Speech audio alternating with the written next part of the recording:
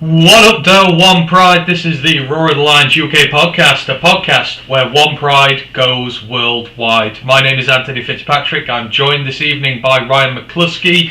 This is the College Football Podcast. US, see you later. Ryan, it's season's nearly done now. We've had Championship Week just go on the weekend previous. That's it now. We're sort of into bowl season. We're waiting for the playoffs. Champions were made. Frauds were exposed. There was a lot to like about the final weekend of big action of the college football season. Yeah, it feels like the crescendo, like we're at the penultimate part in the Shakespeare play now. As you say, we're now just looking towards some teams, like I say, have got bowl games to look forward to. Some teams have got bowl games they're probably not looking forward to. Some interesting matchups. Some teams don't really seem that interested this year, but yep, the big one, the college football playoffs. We've got the seedings now, the matchups, and they're pushing on now towards the national championship in January. So we're on the straight and narrow. Yeah, we are indeed, and there are going to be some interesting names in those playoffs come January. We'll have a little chat about that in a bit. So today we're going to be going through the latest news. There are loads more coaching moves. I've tried to keep them all logged down, so hopefully we go through them all. We're going to take a look at the Heisman list because that's never controversial. We're going to look maybe at the coaching list of the years, maybe look through some of the Biletnikoff awards, etc. Maybe discuss those a little bit. Then Ryan's going to give us the latest on the lowdown in the FCS Playoffs because they were crazy this weekend. And then we are going to review Championship Weekend. So that is today's show. So let me just get the housekeeping out of the way first. I'll say hello to everyone. Gino is in the YouTube chat. He has a pair of eyes in there. Any news we don't know about there? I'm not sure. And Ash is in the Twitch chat. He goes, USC, more like US suck. Yes, they very much do so. We will give them a lot of tap later, don't worry. They're in the title of the show, Ash, so they will get extra special attention today. So I'm just going to go for the housekeeping first. ROTL UK Discord. If you want involved in that, just let us know. We shall send you a link and you can come and get involved. The main ROTL UK podcast, I am doing double duty this evening. We are going to be doing 2 Minnesota Vikings previews this week. So we got a guest who we wanted to have on earlier in the season. She couldn't make it with us last time and been over in the States. It's a bit of a conundrum time-wise, so I'm going to be having a chat with her later, and we're going to be talking about the Vikings at Lions preview, and then tomorrow we will be back with our usual ROTL UK preview for the game as well. So you get us a few more times this week than usual. All good there. Don't forget to like and sub to everything. On YouTube we are at 699 subscribers. If you could get us to 700 this evening, if you don't have not already subbed, then we would love you forever, like we do the 699 who already do that for us. So let's see if we can get up to 700 this evening.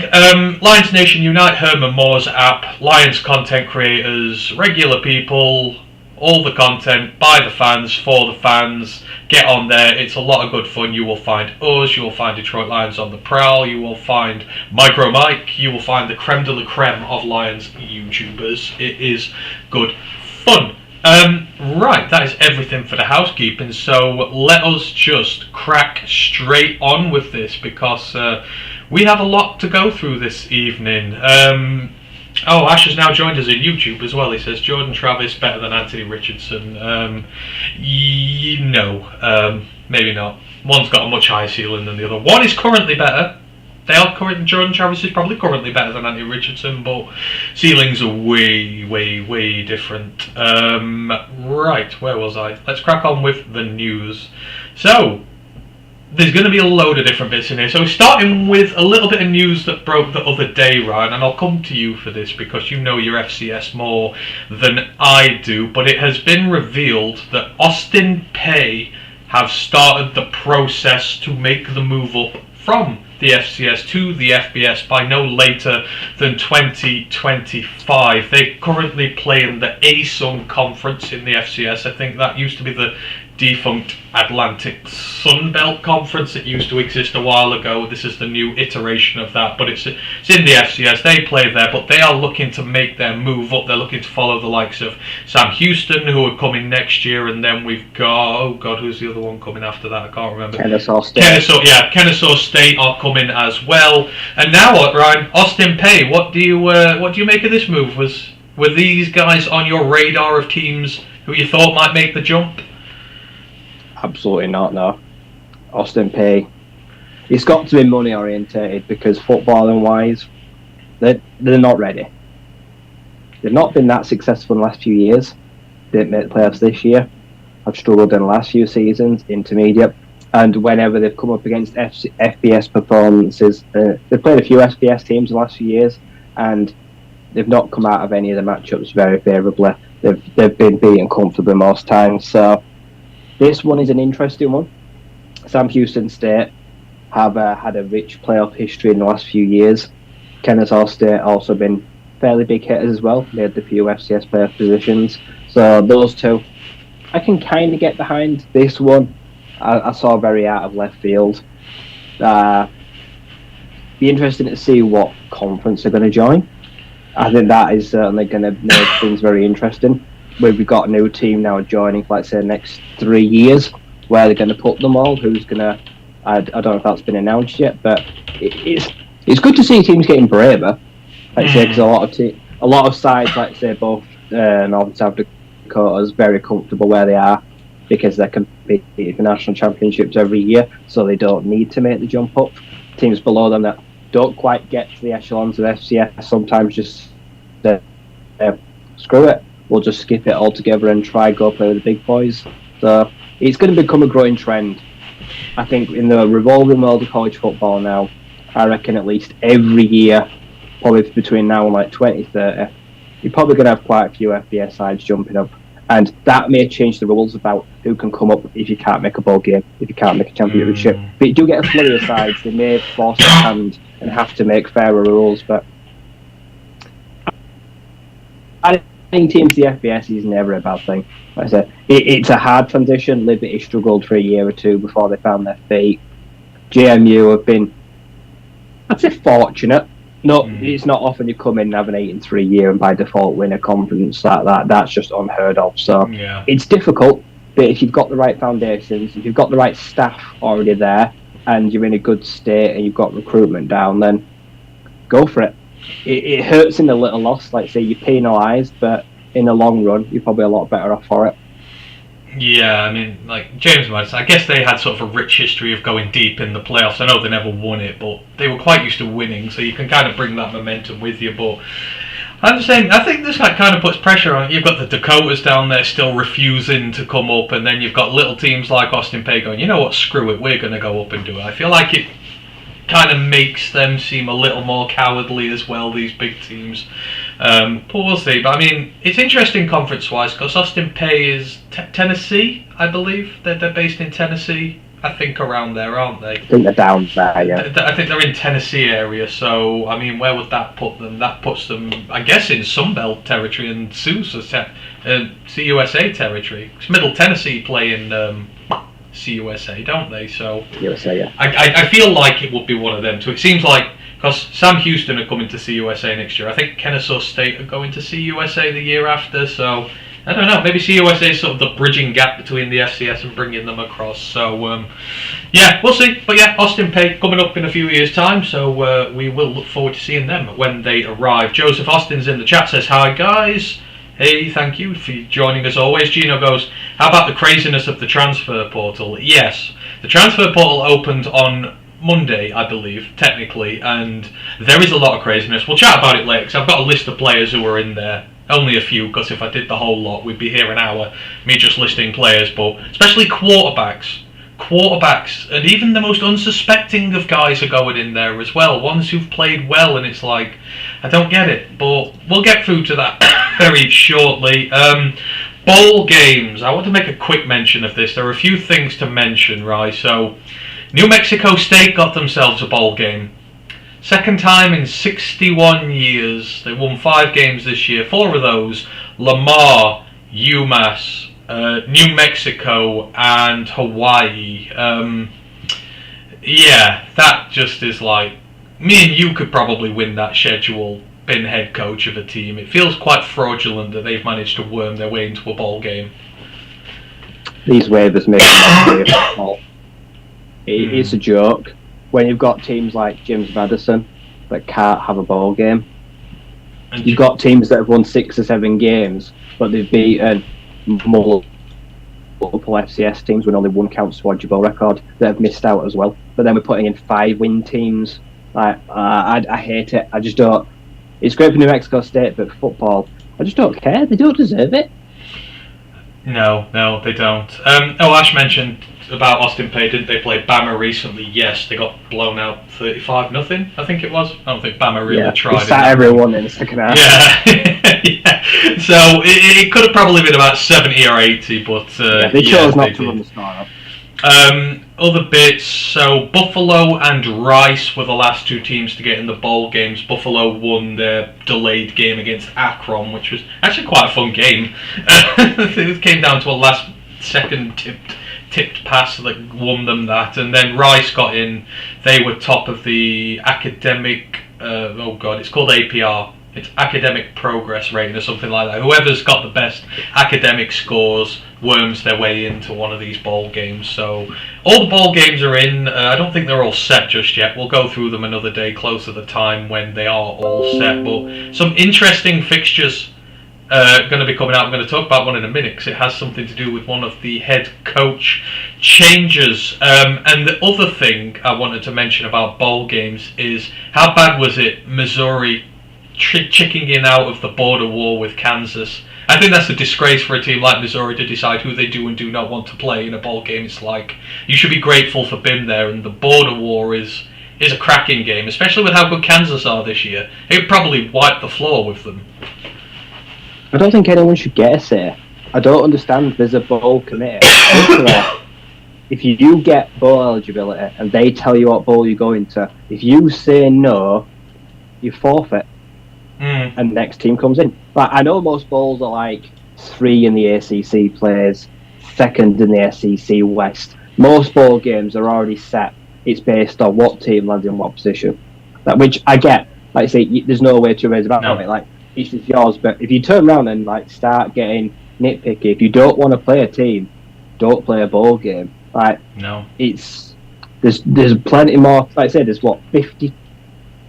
82 teams. So like I say, there's 41 bowl games. So that means, like I said, there's 52 teams that have not made a bowl game or are not bowl eligible at like 135. If you don't want it, someone else will take it.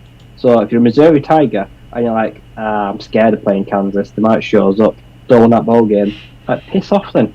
Just don't get a bowl game at all. Yeah, absolutely. And it's like, we're deprived of a nice event there.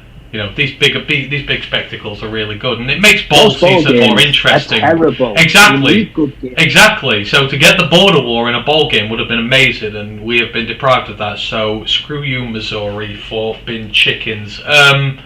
Right, let's move it on to the coaches. We've talked a little bit about the bowl sitch and Austin Peay coming up. So there are quite a few changes. I'm hoping I've got through them all. The first one, Tom Herman is the new head coach at Florida Atlantic. His last job was a 4-year stint at the Texas Longhorns, where he went 32-18 and won 4 straight bowl games, which sounds good, but it was not enough to save his job at a program who they kind of have playoff aspirations there, and they never quite made it. Florida Atlantic have had 3 straight 5-win seasons since the Lane Kiffin days. It is a program in need of a reboot, and Herman, he will be expected to win titles because they are not hiring him because he is a small name here for a rebuild. They want success, and they want it again soon. Tom Herman is back, Ryan. What do you make of this appointment by Florida? Low-key, probably one of the best hires of the year. Like, he has got he won games at Texas. He had good coordinators. Like I say, he just fell short when it came to trying to win Big 12 titles. Weren't always his fault. Some of them were, but he's had talented players. He can bring players in. they've probably had to make him a lot of promises. I reckon they're going to have to really go hard in the portal because he's going to want big names. And I actually think that, especially if anyone like a big name Hudson Card, if he knows him, like say, I think he does. His background, I think he might have recruited him. I think he did if he was there 5 years ago. So I'd like to think that there's a chance that any kids out there that know Texas, have a Texas background, have got a chance to maybe go there. I think he could actually do really, really well there. And 3 5-win seasons, it's not exactly hard to improve on. So the expectations aren't really high. It's just, if they don't back him and things don't go well, how long before he gets frustrated? I feel like you're going to have to, you might get bored. Trying to keep someone like him might be hard to keep entertained. Like, he ain't going to want to win 6-7 games every year, and they think that's fine. He's going to want to try and win a championship. So, yeah, you've got to back him if you're going to hire him. Yeah, and you kind of figure with... I mean, I don't know how you... I mean, did you think it was harsh he was fired by Texas when he was? I mean, there's a big argument about it, isn't there? It's... I guess he fell short. Like you said, he won a lot of games, but he couldn't quite take it to that next level, I guess, could he? But I guess he might feel hard done to. And the Lions. Jim Caldwell at the Lions is kind of like you say, Tom Herman at Texas. Like, it's good, it's not good enough. So it's difficult. Yeah, there's only so much, I suppose, mediocrity you can have, and teams like Northwestern, Indiana, they're happy with mediocrity. Texas aren't. So this will either be a really good move, or he gets there, realises it's a mistake, and they can't give him what he wants to succeed, and he'll be gone in a year. But if they keep hold of him, this could be a really good marriage. Yeah, you'd like to think it would be. Like I say, Florida Atlantic have been underachieving with a good roster. I think we highlighted them as one of the better teams in CUSA this year, and they just did not deliver. So it's not like he doesn't have anything to work with. Well, like you say, they've had some. Like I say, they had was it Nkosi Perry? Nkosi Perry, DeAndre Francois. I think they had him as well when they won a title. Like, they've had some high-profile players. They had John Franklin, I think, for a period. Obviously, the whole Last Chance U came and went, but it's not like they've got a track record of just having scrubs. Like they're in Florida.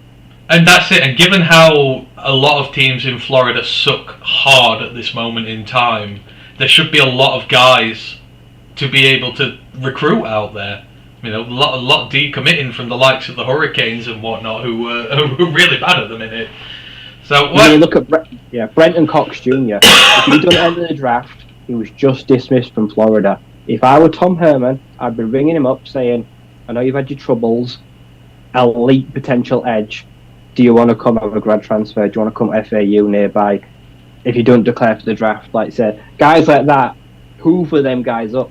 Those that might have bad discipline or bad records, but they might want to stay nearby.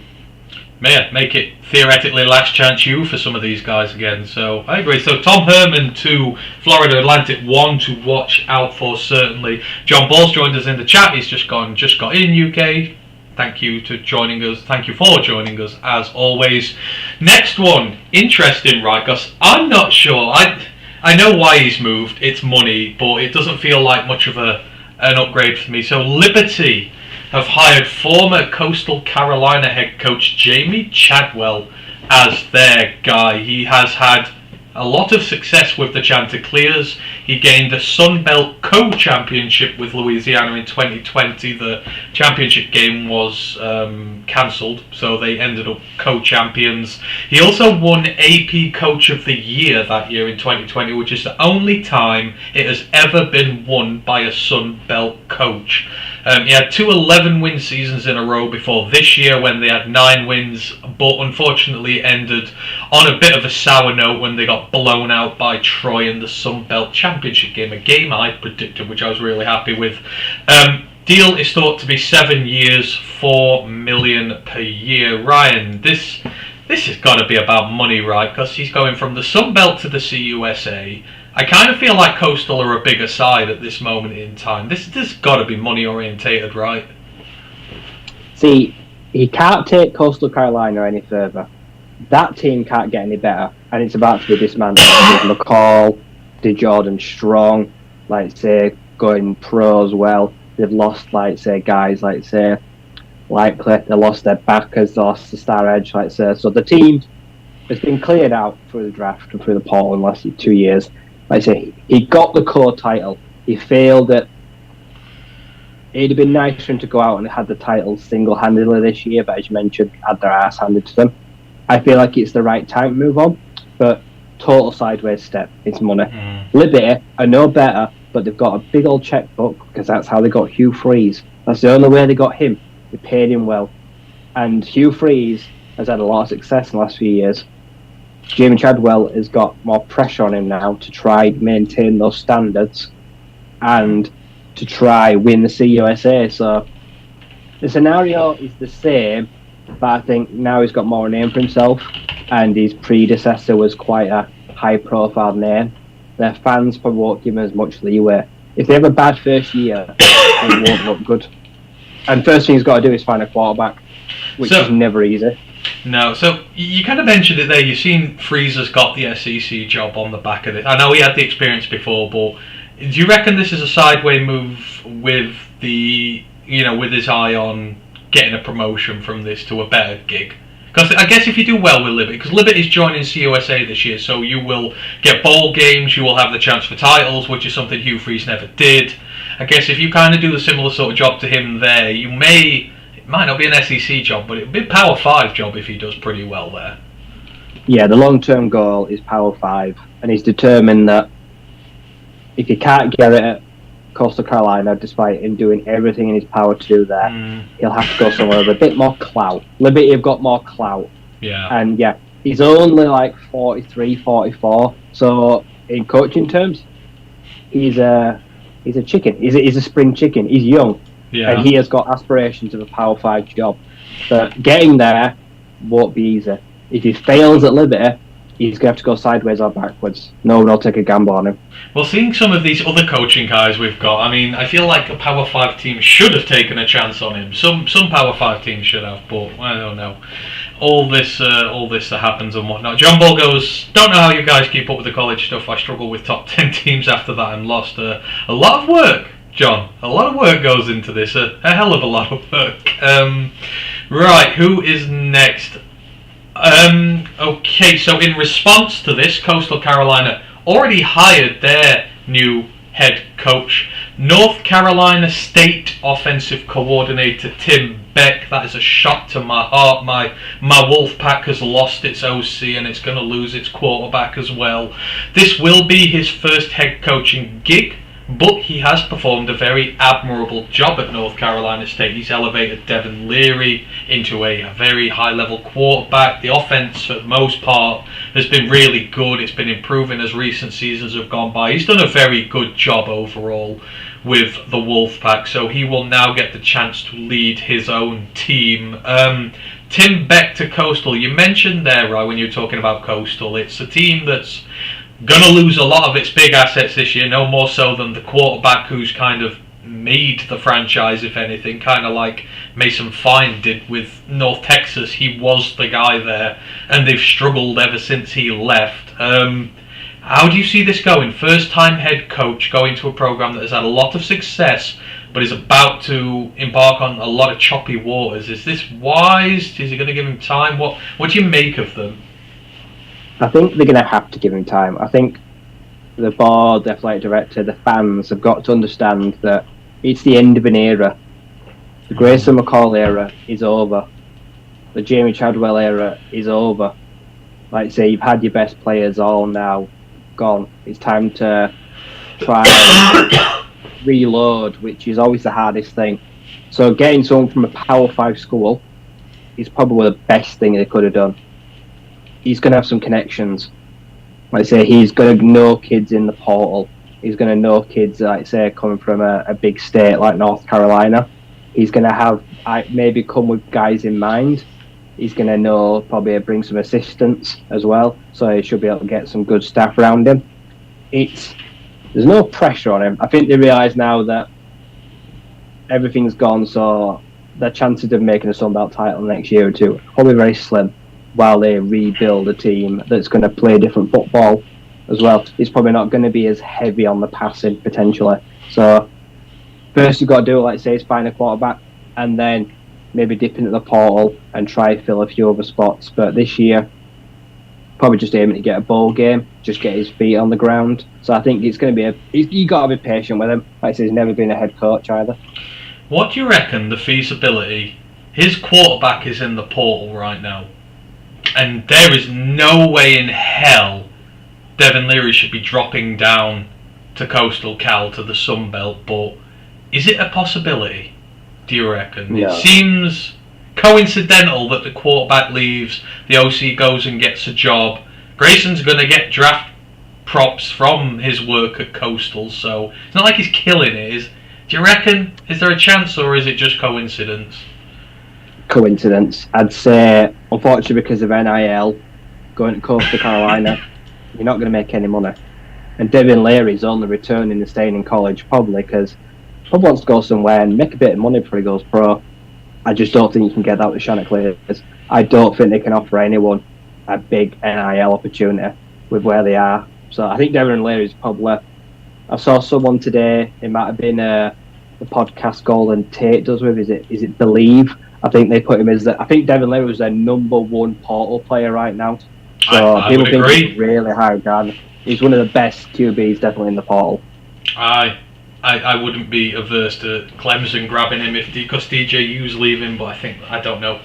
I think he's good. I think he's great. I do. So we'll see with that one. But best of luck to Tim Beck at Coastal Carolina. Derek Bo Barrick has joined us on Twitch. He goes, there's only one college team that matters in the Nats, and that is the Michigan Wolverines.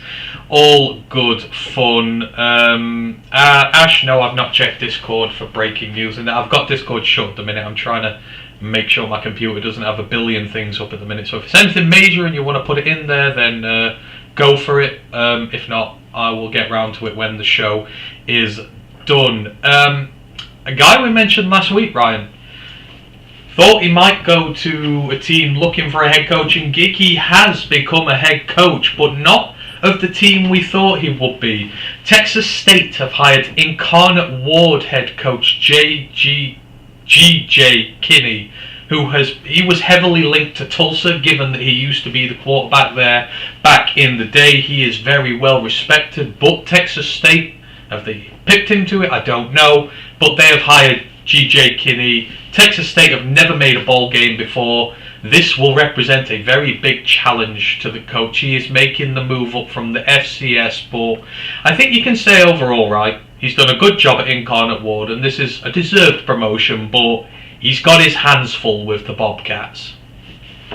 Yeah, they're bad.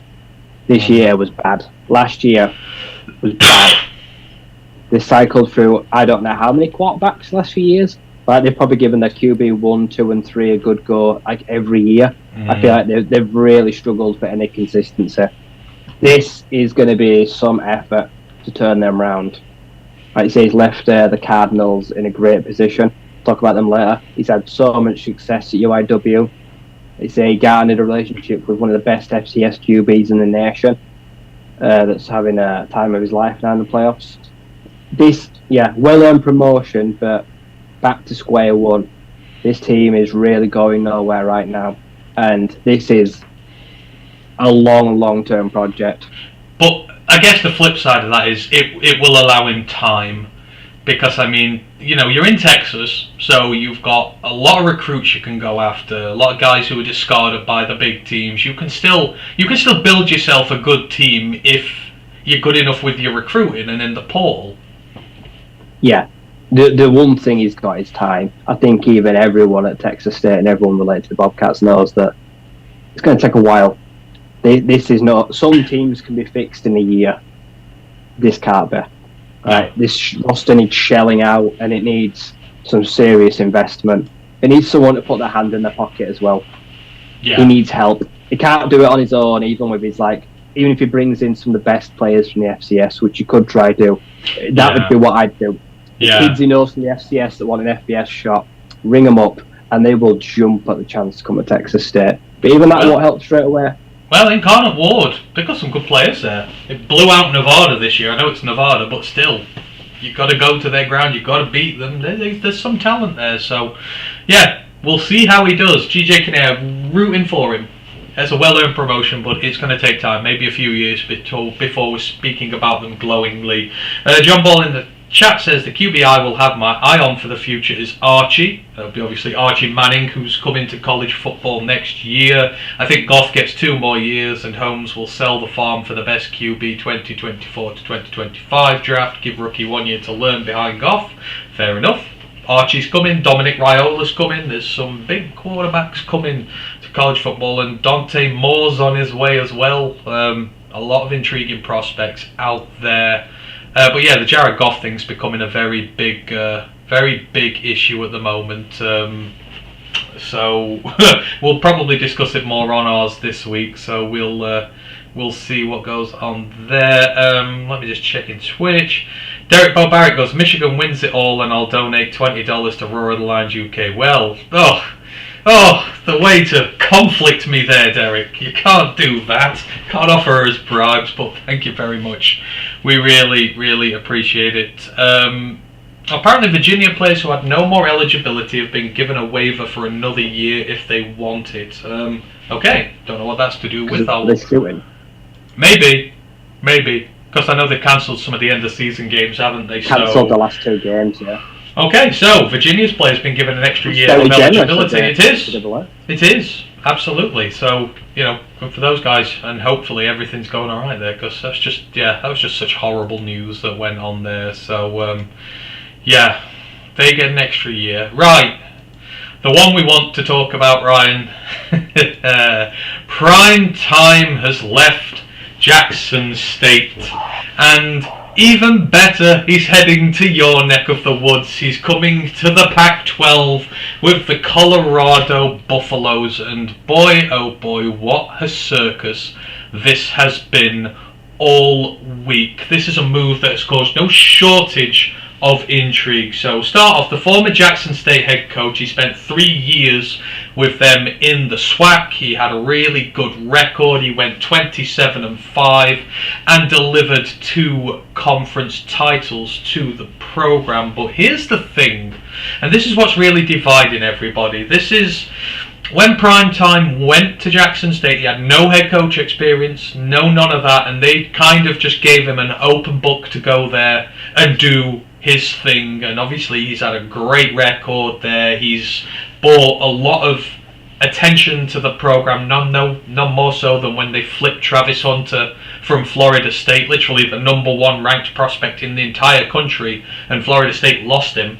But when he went there, and this is the debate I've seen all week, he went to Jackson State and he says, I think it's something along the lines of, God has sent me to help HBCUs, something along this line. It's all because with the HBCU scene, we talked a little bit about it last year. These are colleges, the historically black college and universities, who are way underfunded compared to even the FCS opposition they go up against. There is not a lot of attention nationally given to these colleges and whatnot, and his vision as he had it was to come in and completely revolutionise what was going on there, make them sustainable, make them earn money, be able to put them on parity with their opponents going forward, to give them a chance to get in the FCS playoffs, etc., etc. But it's been there 2.5 years, Ryan. He's done away with it. He's gone to Colorado. He has caused a lot of controversy already. He sat down with the Colorado team and basically said, hop your asses into the transfer portal and get out of here. I'm bringing my own baggage with me. Part of that own baggage is his son, Shadur Sanders, who you know a lot about, one of the best quarterbacks in the FCS, one of the most, probably one of the best prospects in the country when it comes to quarterbacks at this moment in time. Introduced him as the starting quarterback for Colorado whilst he is still a Jackson State player and is not in the transfer portal. Travis Hunter's gone online and said, I'm coming, coach, I'm on my way. There's a fear that there's going to be an exodus of talent from Jackson State now, which may set back all that progress he made whilst he was there. And then you've had more things come out today. You don't know which side to believe. Both sides are throwing a lot of shade at one another, and people are accusing Deion Sanders of turning his back on them. People are saying, well, he's performed really well, he's got promotion, what's the problem? But this is FCS to Power 5 promotion, which doesn't happen very often. And there's a whole lot of intrigue behind this one. But Deion Sanders is now the new Colorado head coach. What do you make of everything that's gone on here? See, it's difficult because a lot of people are talking about, obviously, like race, what he's done for HBCU, and it's a difficult subject to weigh down because I can't say what he hasn't done to promote underfunded black footballers, black school. I just don't know that. All I know is that I'm going to say it's 30% him and 70% his son. Shedeur Sanders, one of the best QBs in the nation, has led Jackson State to 3 phenomenal years. He's thrown for 7,000 yards, like 60 touchdowns, like 10 interceptions in just the last 2 years. Phenomenal. His other son, I think he's the starting safety. I think it's Shiloh Sanders. I think he was talking to them both in that press conference, saying that you're both coming with me. And it's hard because he's such a big character. I don't know anyone that's got an ego like his. And I know, like you say, he says, like he's obviously he's a man of God. He says everything about this. That's kind of his get out. Like when people ask him difficult questions, like say he'll refer to the Bible, or he'll make some brash bold statement about this is where I'm supposed to be. Then there was weird things like I think after like their championship game, I think he refused to speak to the media. Didn't really give a reason why, but he apparently didn't want to face the questions. People are saying he's ducking the whole scenario before he took the job. Now he's taken the job and within reason, he's basically saying, yeah, I've got guys that are coming with me. So they're going to take starting jobs. So, and then the day after, so yesterday, Colorado's QB entered the portal because he must have realised that. I think I saw today that Shedeur has probably told Jackson State that he's gone in the portal. So I think it's basically confirmed now, but it's not what he said, it's the way, the timelines it's all gone about it. Like you said, he's a character. He says a lot of stuff in cheek that could be deemed as getting him in trouble, like say reports of like say easy tampering. I know is he saying things like, I am taking players that are not in the portal yet, I want them, they're going to come with me. Jackson State could get very upset by that. I don't think he used Jackson State. I feel like he definitely brought a lot of attention to them. National media, money. Has he taken all that with him? He's taken a little bit. Like I say, it's lost a little bit of a tint of what he's done. Travis Hunter's definitely coming. That's without a given. Like I say, he was a top 0.995 star athlete. He's played very little football, actually. I am pretty sure he did not have a big impact at Jackson State this year. Through spring camp, he was trying to like a receiver, a defensive back. He's not made an impact on the field of that, I'm pretty sure. So it's a funny one. Like the whole him going there seemed like it was for clout. Like I said, big name, but I know for a fact I don't think he made out really happen on the field.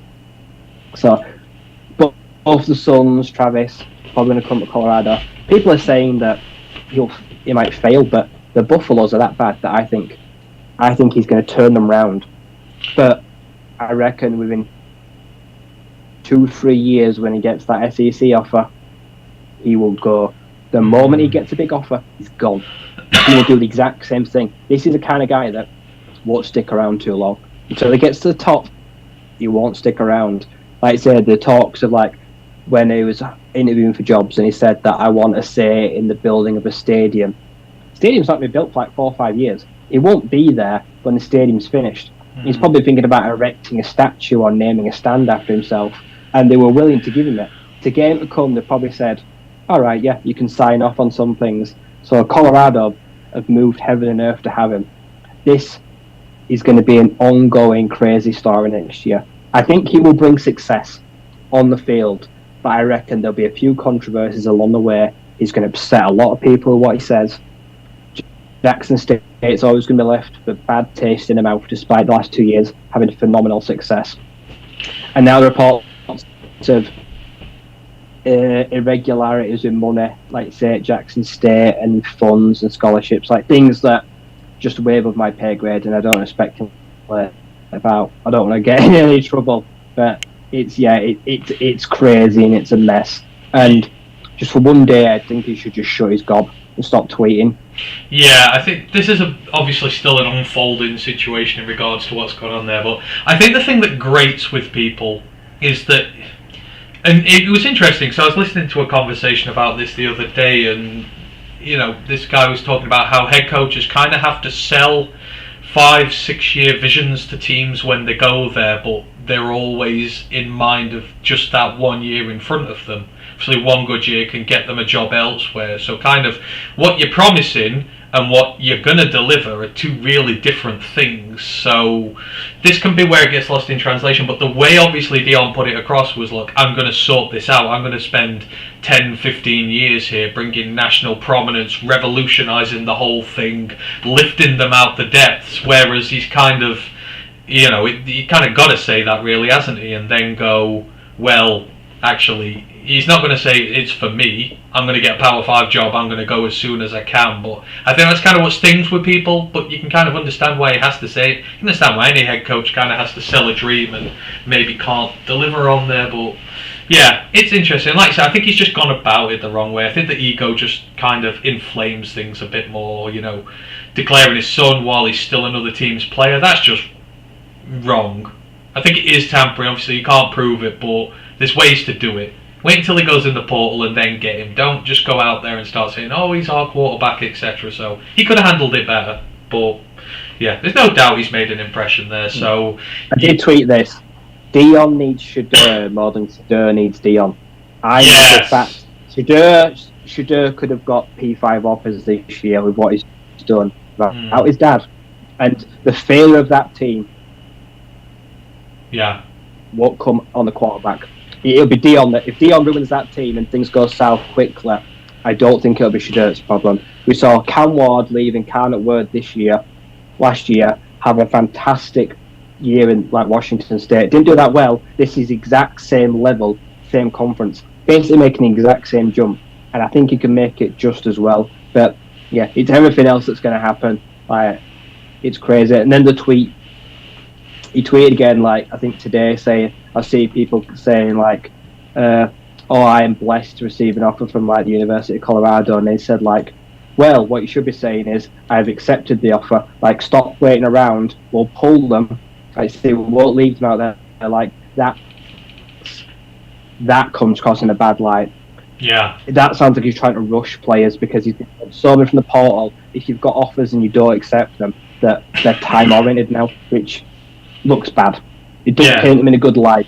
No, it's not like, oh, you know what, we'll wait for you. We're interested in you that much, we'll wait for it. It's kind of, well, you're disposable if you're not this. I know what you mean. Yeah, it isn't great. But there are a lot of people who want to go and play there. Joseph Austin says kids will want to play for Coach Sanders. Yes, of course. Apparently they've had nearly 200 inquiries already as the players go in there, and I think he's already flipped a 5-star, hasn't he, on his way there? I think he's got a 5-star from next year. He was 20th in the country. So people want to go play there.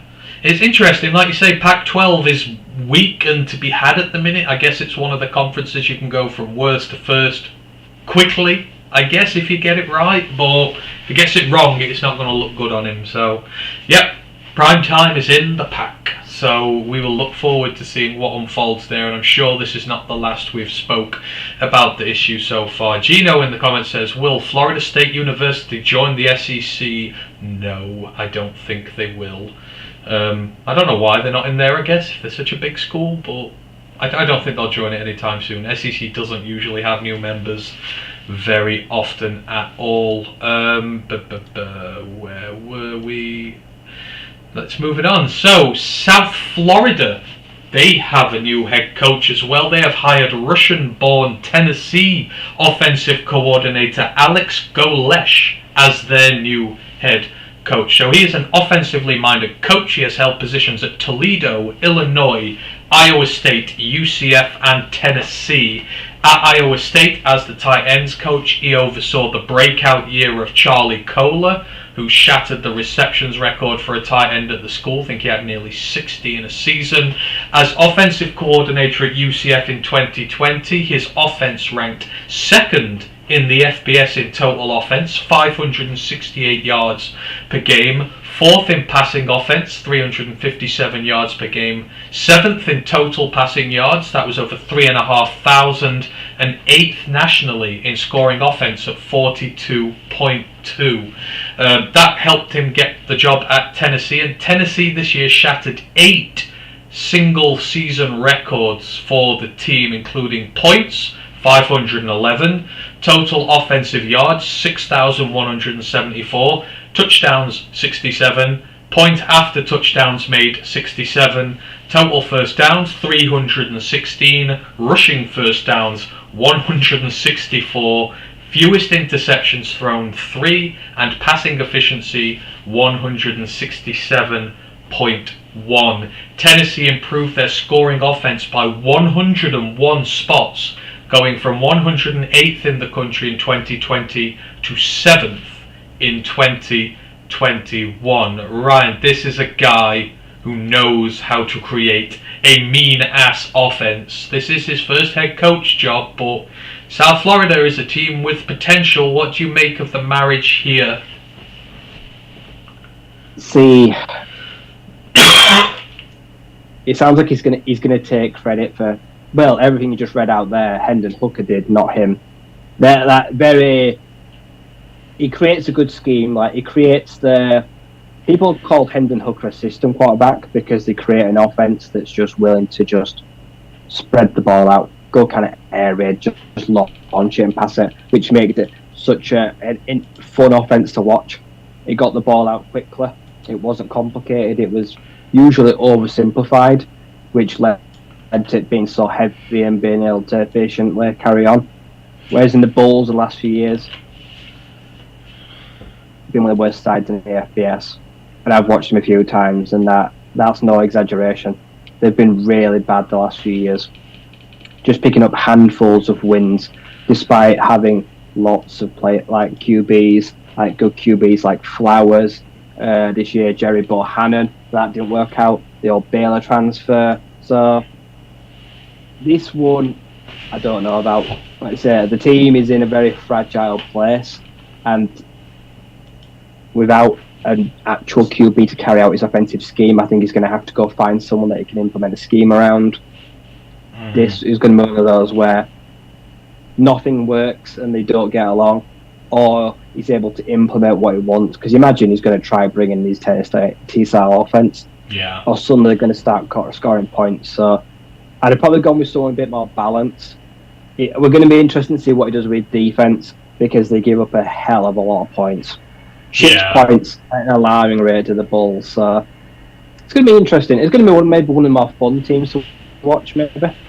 Yeah, I think it's going to be one where the coordinator hires are going to be big. Like I say, he needs to get himself a good DC in there, because he is the offensive guy, so you would kind of figure he's going to take over that and try and get USF scoring some points. So there's a few decent players there, but I don't know what the off-season impact's going to be with them, so we will wait and see. But yes, that is first ever head coach job for Alex Golesh, Tennessee offensive coordinator, now at the University of South Florida. Coach firing, not been many this week, but one that did happen in the wake of one of the championship games. Seth Littrell has been fired as head coach of North Texas. After 7 seasons, he had an even 44-44 record, but they had their answers handed to them in the CUSA Championship game by UTSA on Saturday. He had 2 9-win seasons in his first 3 years, and he was extended as a result of that. I think he's had 2 extensions altogether, but they have just not been able to find a replacement for Mason Fine at quarterback, who he was part of those big seasons he had there. And the best record they've had in the last 4 seasons is the 7-6 they managed this season. But and again, with such a comprehensive loss in the title game against UTSA, they are the CUSA at this moment in time, it shows they are some way from competing for a spot, Ryan. And Liberty and Sam Houston State are about to arrive, so competition's going to go up. It kind of feels like they thought, right, if he can get us a title, that's enough. But if he can't, then bridge too far. We've got to start again. Yeah, he's had too long, and he's not done enough. Like, he's still living off 2 9-win seasons. Last 4 years have not been great. He could have saved his skin.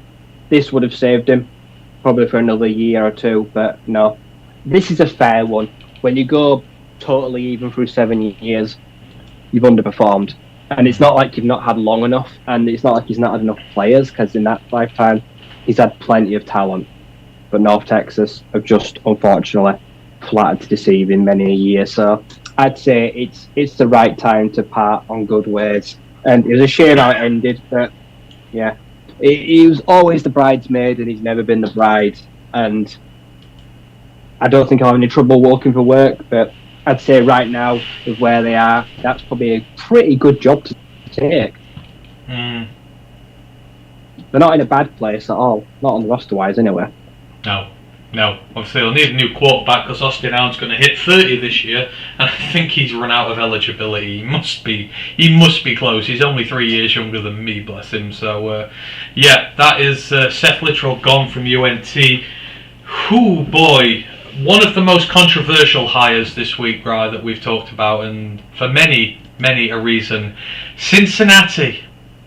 Oh dear. We said they needed to get the head coaching appointment right heading down to the Big 12. I think is this maybe the worst option they could have had? They have gone for Louisville head coach Scott Satterfield right before the two teams are going to play each other in the Fenway Bowl. And for anyone who doesn't know what the Fenway Bowl is, it's a game where both teams share the same touch line. So they're not on opposite sides of the field, they're right next to one another, and he has just jumped ship right before the season right after the season is over. He's not even stayed for the bowl game, so he's going to face off against his old team in the bowl game. And in the wake of this departure, there has been a lot of dirt been dredged up about old Scott Satterfield. I think it was Des Fitzpatrick went in on him on Twitter, saying that he was forcing them to write tweets and things online, that everything was hunky-dory at the program when it wasn't. You have local media guys who've been coming out saying he never cared for the city, that he was difficult to talk to, that there was just nothing there with him, and how he's really just not embraced his time there. He went 25-24 in 4 seasons. He was 15-18 in the ACC, so sub 500 in conference play. And they've been all right. You've had Malik Cunningham there though, and you feel like you've maybe not gotten the best out of him. The offense has the potential to be really good, and it's been meh. 1 week they're great, 1 week they're awful. But I don't know, Ryan. We said since he had to get it right moving to the Big 12, I think they have flamed out big time with this hire. I think this is going to go terribly. They'd have been better off with Deion Sanders. He's a circus, but they wanted him. USF, Cincinnati, and Colorado all were his destinations, and I'm pretty sure he interviewed for them all. And USF wouldn't agree to his terms. I don't know if he ever actually met with Cincinnati. I know he was scheduled to, but yeah, he's been terrible at Louisville. Louisville have been stunk for years. His only claim to fame is Lamar Jackson. That's the only good thing he did 4 years ago, was Lamar Jackson coming out and entering the draft, and he can say, well, I produced this guy. I gave him the key to drive my car and steer my offense. And even then, they weren't a very good team. They were led by one of the best QBs in the nation at the time, and the team still struggled because, as you say, just didn't implement good offense. They were never balanced. Recruiting didn't grow well. Like I said, Malik Cunningham is that he shows flashes but just lacks real consistency, and I reckon that's down to their coach. We've not seen the progression that Malik Cunningham needed to the offense. Not balanced enough because they always go for running quarterback and passing the ball, not efficient. Like I say, defense turns up 1 week, not enough accountability. And then said Des tweets like say that when in the past, I think like 3 years ago, he was heading for jobs, and they were writing fake tweets and letters of recommendation for him. Otherwise, he'd tear up their scholarships, or he'd bench them, or throw them off the team, like pure just like bribery. That's making a very serious accusation that he bribed them And and then to not even have the decency to play the ball game out of his current team and then move before the game, total lack of respect for Louisville. I absolutely hope Louisville absolutely destroy Cincinnati. And I hope, like I say, that he is going to get from those players. Sideline, there'll be no shake of the heads. Or he's going to get a really rough reception. And he fully deserves it. What a Judas. I can't believe that. He must have resigned. There was no way that they'd negotiated and let him go before the game happened, knowing where he was going. So there must have been some real tense negotiations about his leaving or resigning, stepping down. So this is going to make the best bowl game, but for all the wrong reasons. Yeah. Two not very good teams. Because I reckon Cincinnati, half their players won't even play. It'll be one of those games where everyone draft eligible just sits. They won't even waste their time on this game. No. Where you feel like a few of the Louisville players might do it now rather than before to prove a point to him. So, yeah, I'm going to be back in Louisville in that one. And they've been swift in their replacement. They've already got their new head coach, Louisville. We'll move on to that now. So, Jeff Brome, they've gone for, Ryan. Purdue Boilermakers head coach. Now, he is a former alum, I believe. It's his alma mater, sorry. Louisville is Jeff Brome's alma mater. So he's going back there.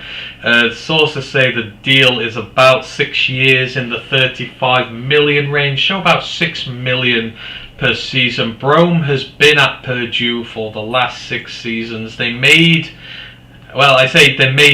the Big Ten championship in spite of themselves probably this year because they're in that atrocious Big West, but it was still a conference title. And Purdue, for the most part, they've been steady. They're usually better more than they're not.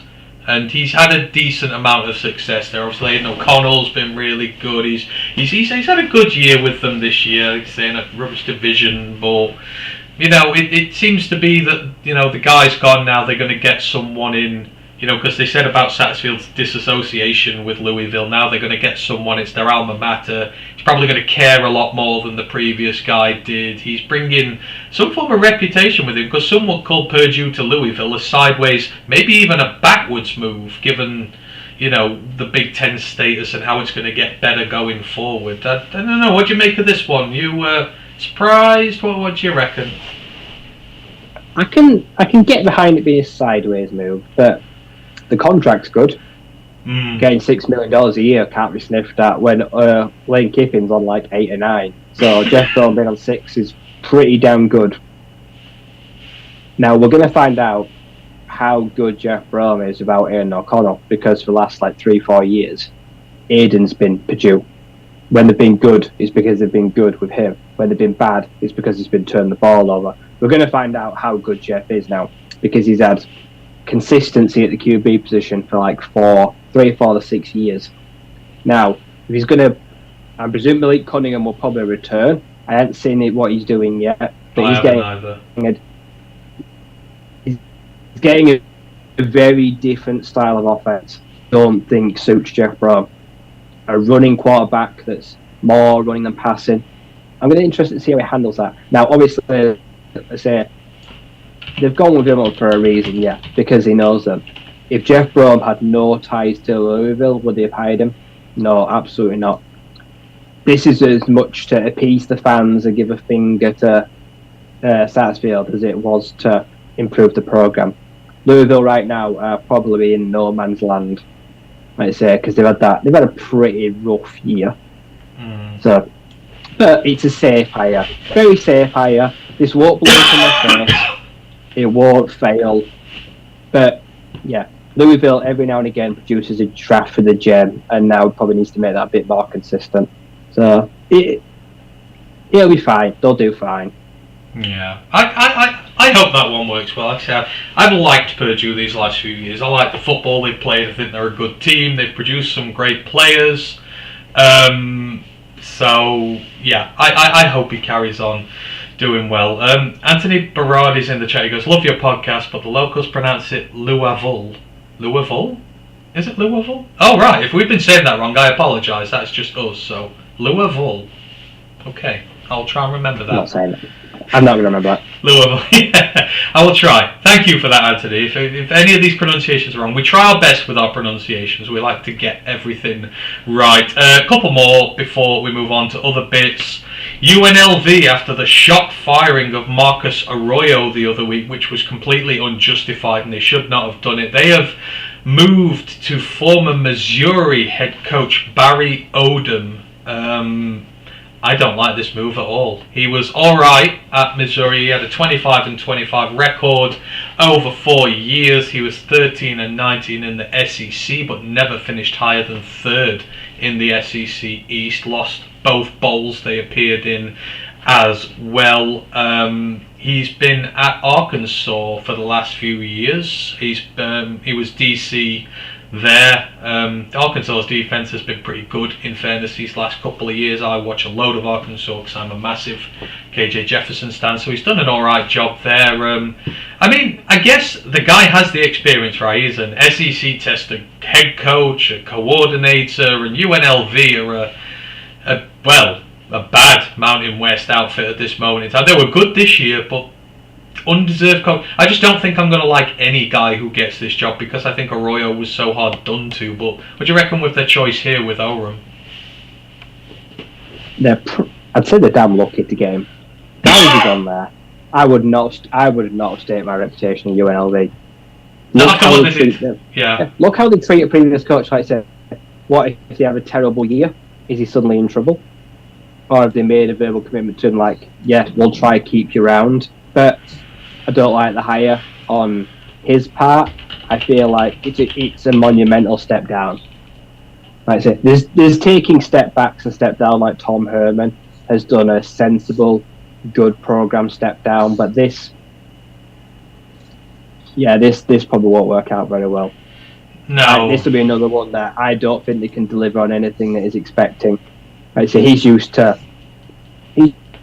the limelight. He's used to the big spring sparkle lights of the SEC and been able to get guys who he wants. I just don't see him having that power there, or them having that power. No, I mean he's got the quarterback there.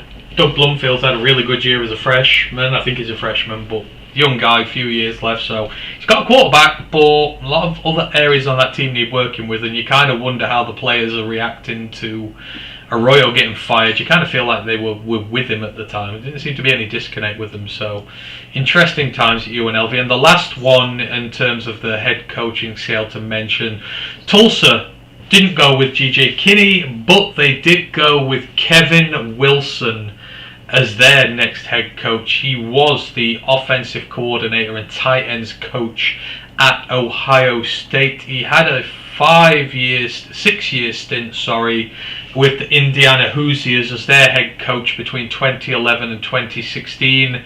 Not a great record. Went 26-47 overall. He was 12-37 in the Big Ten.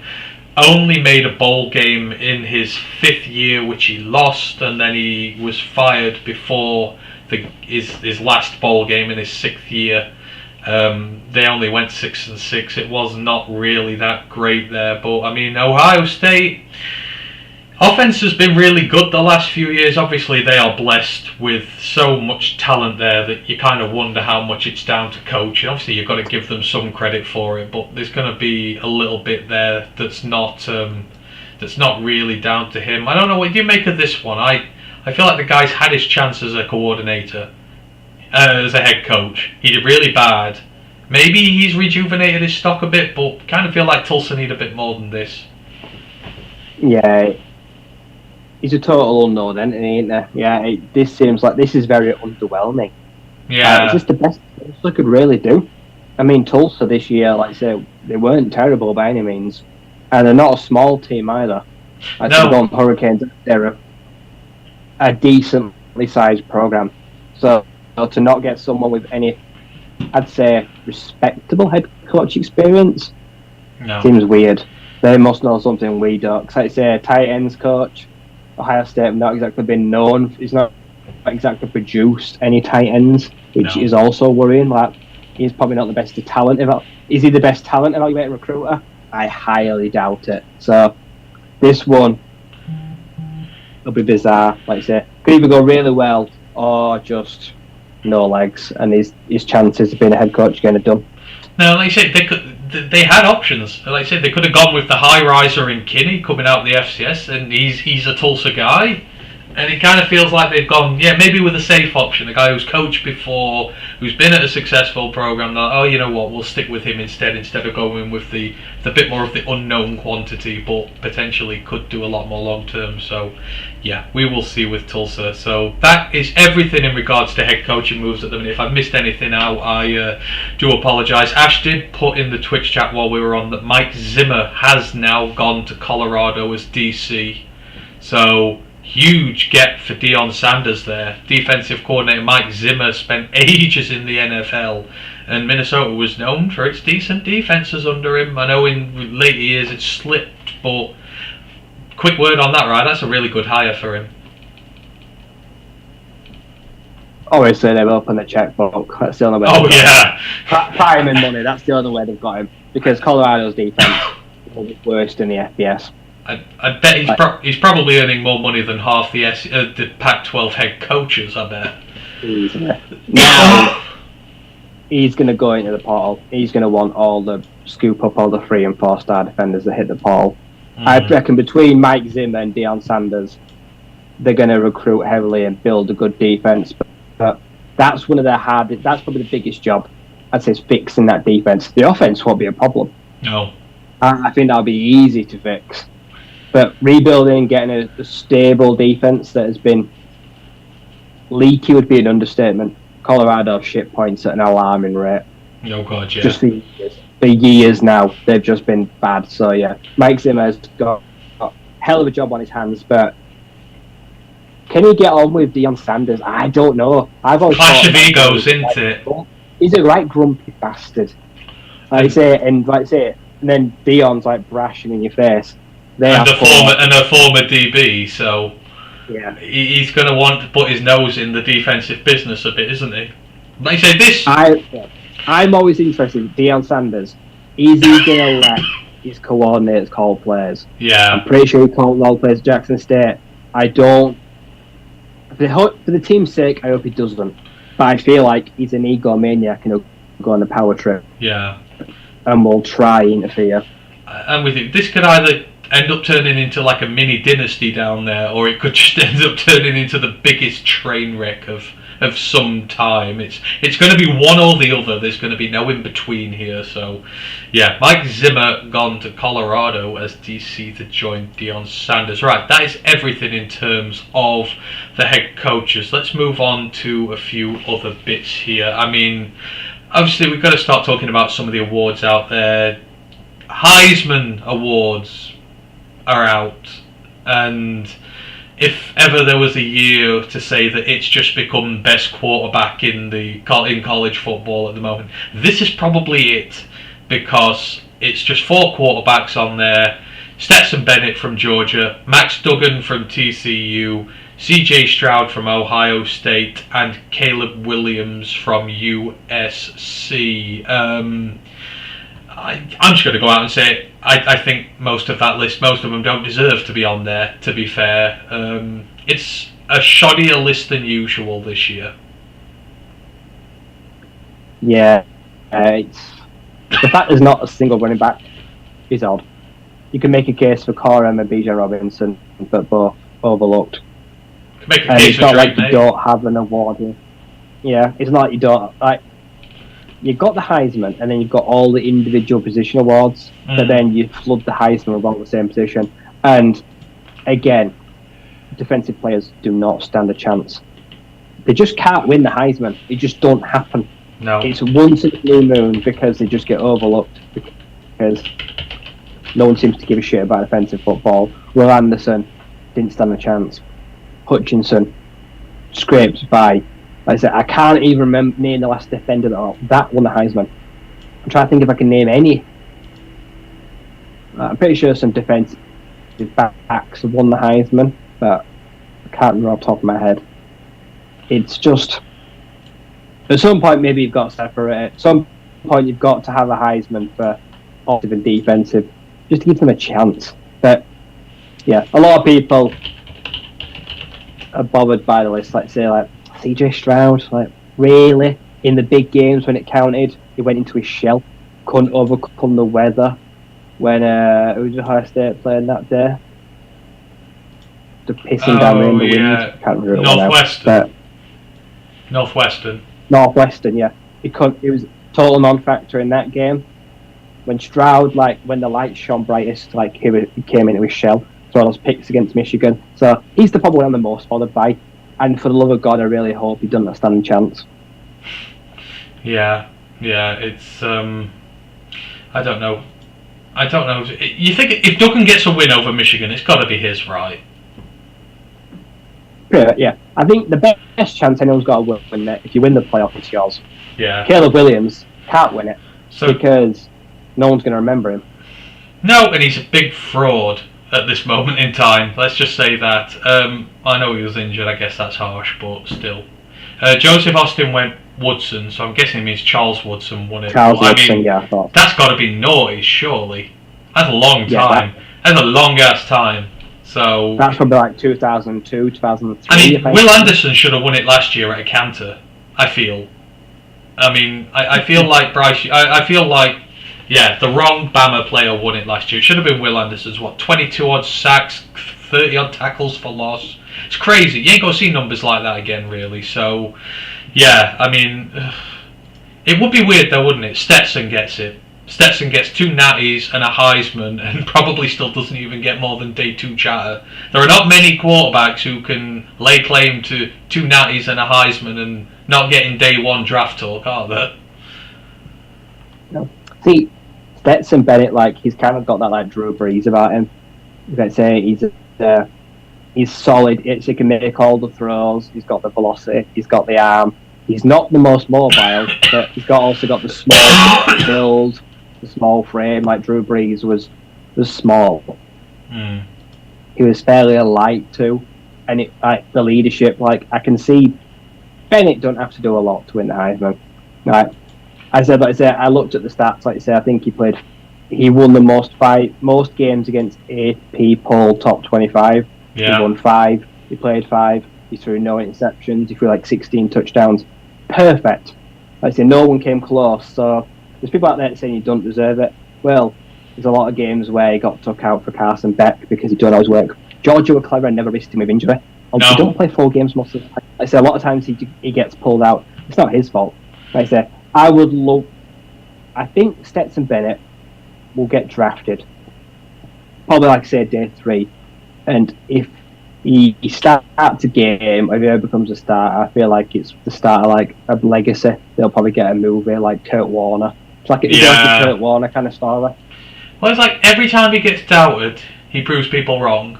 I mean, people said in the Michigan game last year in the playoffs, oh, Stetson's going to come undone, he's in the playoffs, he had a really good game.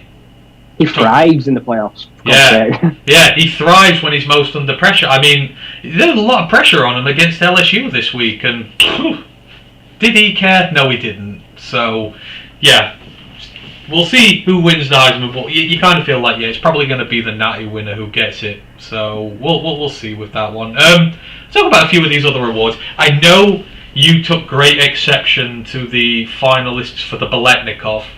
So let's discuss that a little bit and see what your gripes here are with that. So for anyone who doesn't know, the Biletnikoff is given, it's the wide receiver award. So best wide receiver in the nation for the year. The list has been whittled down to the finalists. There are 3 finalists this season: Marvin Harrison Jr. from Ohio State, Jalen Hyatt from Tennessee, and the one where Ryan has a bit of an issue here, Xavier Hutchinson from Iowa State. I mean, I'm probably with Ryan on this one. I can immediately think of half a dozen other guys who probably deserve in front of him, but what were your thoughts about the Biletnikoff, Ryan? Good job. Xavier Hutchinson. About 1,100 yards. He had the most catches. He had like 100 catches. Zay Flowers and Nathaniel Dell deserve that spot way more than Hutchinson. Zay Flowers had a bad jerkback at a freshman QB and made some highlight reel catches all season. Monster in red zone. and he's one of the smallest. And Nathaniel Dell, I think, had more yards than all of them and was one of the leading returners in the entire nation, had multiple return touchdowns on the season and had like 400 return yards.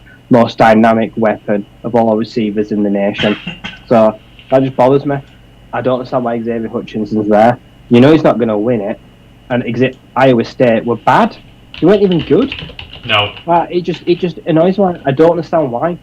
He had loads of catches, but all that did was bring his yard per catch down. The two names before him and the two guys all had better yards per catch. Yeah. And probably more yards. And he had like maybe a few more touchdowns than Zay Flowers, but it wasn't more impressive. Zay Flowers was at the word in everyone's lips all year, and he's going to get drafted really high. It's just annoying. Like I said, Josh Downs. Josh Downs didn't have the production of last year, but he was still a dominant receiver that took his team to a title game. Charlie Jones. Charlie Jones was on that list. He's had a massive year at Purdue, and he's taken them to. He got them a conference title. Him and Aidan O'Connell did. Nowhere to be seen. Hutchinson wins. It's an absolute fraud. If Hutchinson wins the Biletnikoff, you will hear Ryan's reaction from over the Atlantic. Don't you worry about that. Joseph goes, Zay is tiny. Yes, he is, but he'll be like Jalen Darden before him and all these guys. Someone will take him, despite the size. But yeah, he's been amazing, and that he's not on there is terrible. The quarterback award is basically the Heisman nominees minus Stetson Bennett, so we can't discuss that. Running back, so the Doak Walker Award finalists, so you've got Bijan Robinson from Texas, Blake Corum from Michigan, and Chase Brown from Illinois. Chase Brown has finished second in the nation eventually in all rushes this year. Dwayne McBride, the UAB running back, got it. He got over 1,700 yards at the end of the day. Corum was talked about as a Heisman finalist, and Bijan has been talked about as a high round one draft pick in next year's draft, and probably the outstanding guy out of them all. This is a very competitive field for this one, isn't it? Because Chase has pretty much led the rushing yard standings all season till that last week, and he's had a great season with Illinois. He's kind of kept that defense going, nearly got them to a Big West title. Corum's obviously had a magnificent year. He has been the Michigan offense. He is what the centrifuge that it moves around, and Bijan is Bijan. He's just one of the best running backs in college football in years. I mean, it's hard to pick a winner out of these three. I think it's between two. It's between Blake and Bijan. If you're going just off this year, Blake has to win it, because Bijan has those games where he goes for 200 yards, but then next week goes for 50. Bijan Robinson at times goes missing and then makes up for it by having like a monster day. And his season like that was very up and down. I'd say he'd have 170 yards, but then he'd have like 60 yards. Also, he had injuries. Bijan Robinson also picked up niggles and couldn't always see on the field. Apart from this season-ending injury, Blake Corum basically, I'd say, played every game. Took nearly all the snaps he could, ever present. So I don't know which one they're going to go with this. Chase Brown, like I say, phenomenal year. For me, just not enough national recognition, and that's not his fault. That's just because of who he plays for, and that'll probably lean into some bias. There is some SEC bias, as there always is. Bit of Big Ten bias towards Blake Corum, but yeah, I'm fine with either of the two winning it. Yeah.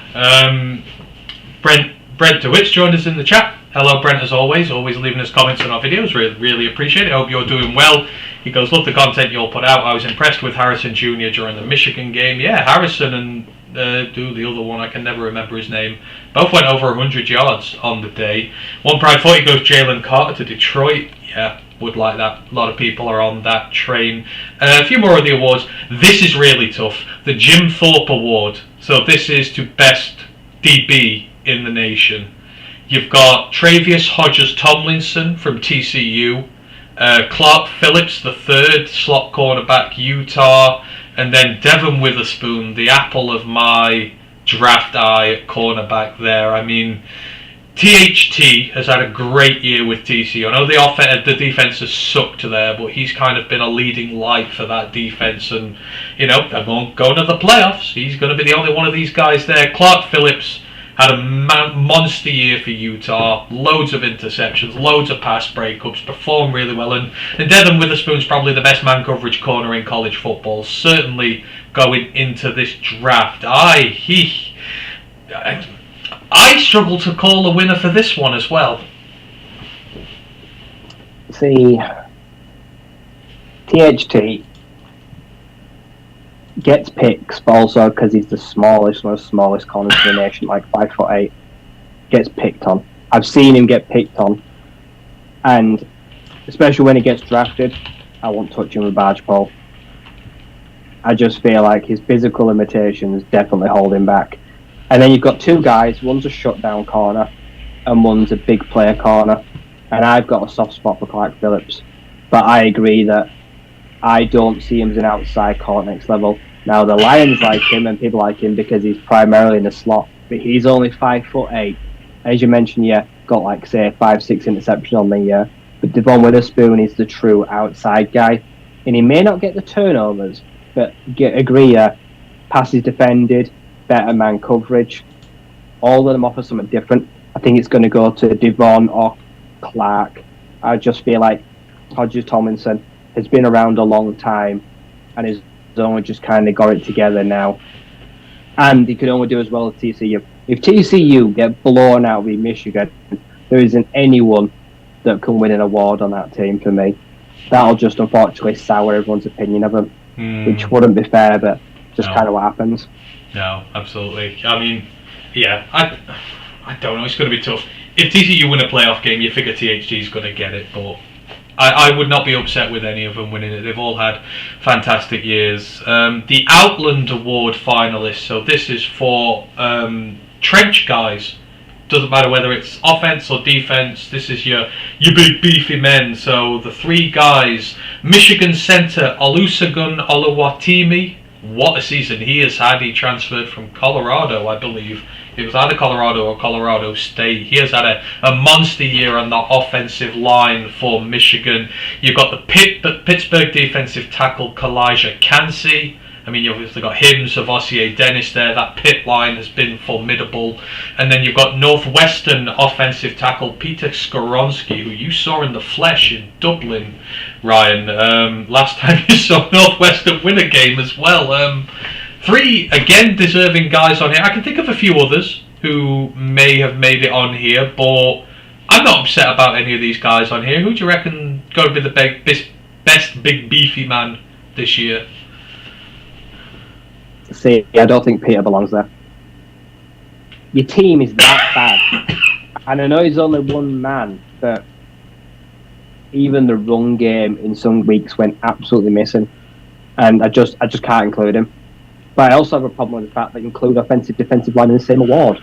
How are you supposed to pick three people from two separate units? That's just stupid. That don't make sense. Now, the Michigan center, absolute mauler. And he's kept JJ McCarthy as clean as possible for most of the year. And K2 when they're both together. So I'd say he's the front runner. But I'd say that Pitt D-line. Pitt have been up and down inconsistent, but one thing they always do is they generate pressure. And their D-line, ferocious. Really got after it. But if I were going right now, I would say I'd probably put Peter last. I'd say the Michigan center first, and then probably Kancey in the middle. But like I said, it's another award that, depending on the playoffs, if Donovan Woods absolutely shreds TCU defense, then the Michigan center is going to win. Yeah, but that was a very shrewd piece of business in the portal by Michigan. I'm not going to lie. That center is an absolute monster. So, I think he's got a good chance of winning this one. So, moving on, there's a couple of others here. So, the Chuck Bednarik Award next. This presented to the best defensive player in college football. Chase Young's won this recently. Jordan Davis won it last year. This is an interesting set here, right? So, you've got Tuli Tuipulatu. He is the USC defensive lineman who's had a monster year. Despite that USC defense sucking big time, he has kind of stood out on his own as a real big presence on that defensive line. You got Ivan Pace Jr. I know you love him, Cincinnati's guy at linebacker. He led the AAC in tackles and tied for second in sacks. He's had a tremendous year after transferring from Miami, Ohio. And then you got Will Anderson Jr. of Alabama, led the SEC in sacks and tackles for loss for the second year in a row. Only 10 sacks and 17 tackles for loss this year. He was never going to replicate last year's numbers, but still, he's been great there. So, what do you reckon? The USC D lineman? Do you reckon Ivan Pace, Will Anderson? Who gets the Chuck Bednarik this year? The problem with this award is that Will Anderson doesn't deserve it. He's way off the pace this year. He's gone missing in games completely. And he's only there because of who he is. I don't think he should even be on the list. Like I say, he's had a fantastic year, but by his own standards. And there was a lot of more players that got a lot more sacks than him. And even more tackles were lost. And he has not been as instrumental this year as he was last year. Still probably the best player in the nation on Bama defense, but nationally, no. Now with Tallulah, like you say, I saw that one monster game. But is there consistency with Tallulah? Has he done it nearly all year? I'm pretty sure he's not. I only had people start talking about him after a monster game after a few weeks. And Ivan Pace Jr., he's the level of competition. Yeah, that's the issue, isn't it? That's the issue, like say, how the offensive line and the QBs he's had to get after in sacks, like say. So this one, totally wide open. Will Anderson will probably win it, but I feel like that is just total bias. I think they're giving it this year. Yeah. Because of last year.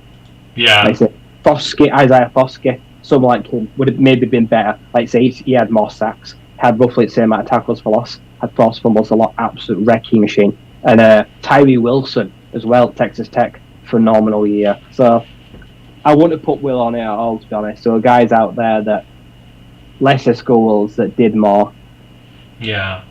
Yeah, I agree. It does feel like delayed. He should have just had the Heisman last year and been done with it, but Heisman ain't for defensive guys. There are a few more of these, but those are the main ones I wanted to discuss there. The one I want to round out before we chat about the FCS is the coach, the Eddie Robinson Coach of the Year finalists, and there's some guys missing on here. So you got Sonny Dykes, TCU, Mike Elko, Duke, Willie Fritz, Tulane, Jim Harbaugh, Michigan, Lincoln Riley, USC, get the hell off that list. Kirby Smart of Georgia, John Sumrall from Troy, and Jeff Traylor from UTSA.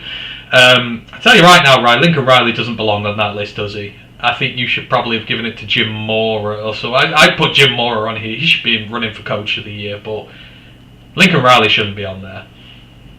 No one from the Pac-12 should be there. I wouldn't put Jim Mora on it. None of them belong on it.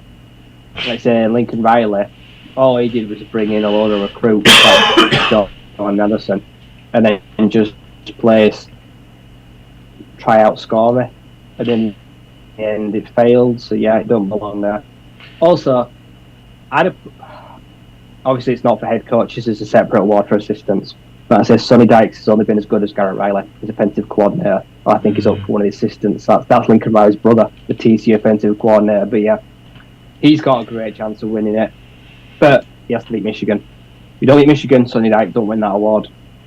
Yeah. If Michigan don't win the championship, Jim Harbaugh don't win the award. Tulane's head coach has got a real chance of winning it because they did the business when they needed to, and they've had a phenomenal year and finished the year in the AP poll and the playoffs. They finished in both top 25, I believe. So they won the championship. So yeah, probably had their best year maybe in their program history. So yeah, he's a real contender. The rest of them, they all expect to be there, but they haven't done anything they're not expected to. Georgia, like I say, they expect him to be there. Like I say, Duke, yeah, good year, but probably because of Ryan Leonard, probably not because of the coach. Well, just because he just happened to hit on a quarterback. Elko won ACC Coach of the Year, didn't he? Yeah. So it's funny you mentioned Willie Fritz actually though, because Brent in the comments exactly at the same time you were starting talking about, he goes, the Tulane coach did a great job this year. Is that who you'd give it to? Would you give it to Willie Fritz? Or probably. Unless Michigan win the Natty, I guess. If Michigan win the Natty, right? So whoever wins the Natty wins it, probably. But Tulane have punched well above their weight all year, and I didn't back them in the championship. I know you did, but yeah, like I said, if they held off a good potential comeback, they won out the whole year basically. Yeah. They finished ranked in both polls, which I don't know they've ever done. Yeah, I'd have Willie Fritz on there. I'd put Traylor on there because he's got 2 successive Sousa's titles now. You know, he lost a lot of talent to the draft last year and still had him win convincingly again. I'd probably put Kirby on there. For me, Jim's got to win the Natty to get it because that's the last big... Getting to the playoffs was the thing with Michigan now. They've got to get over the hump in the playoffs, and they've got a perfect road to the Natty. Perfect road. TCU. I mean, that's as big a gimme as you want in a playoff game, so there's no excuse for him not to win it this year and get revenge on Georgia, but you just feel like an ominousness about that, so yeah. Okay, other bits, because, good lord, I didn't realize it's been gone this long.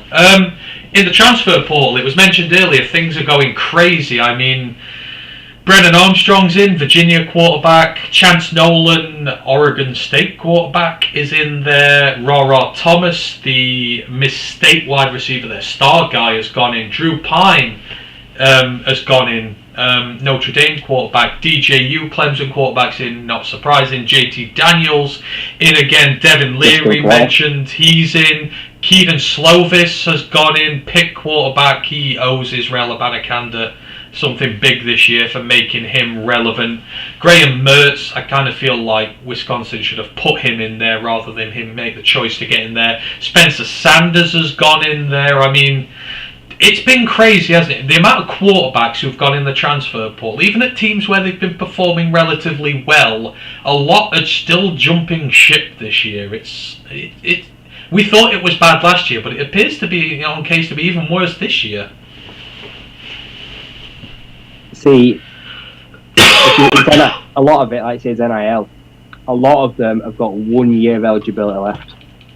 Spencer, JT, Keaton, a lot of them have got 1 year left, and they probably want to go somewhere and make 1 year's money. Probably get a sponsorship or something for 1 year.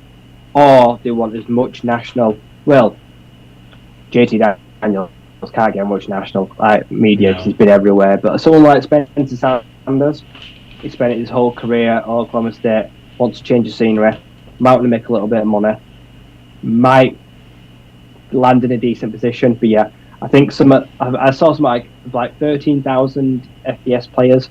I think like on the first day, like 1,000 players entered, and there's like, I don't think it's like even 10% of that actually openings, and the players that are rumoured to go in that are even bigger than the ones that have already entered. It's just crazy. Like I say, it's not official yet, but Drake May is rumoured to enter the portal, which actually makes a lot of sense because UNC just can't give him what he wants.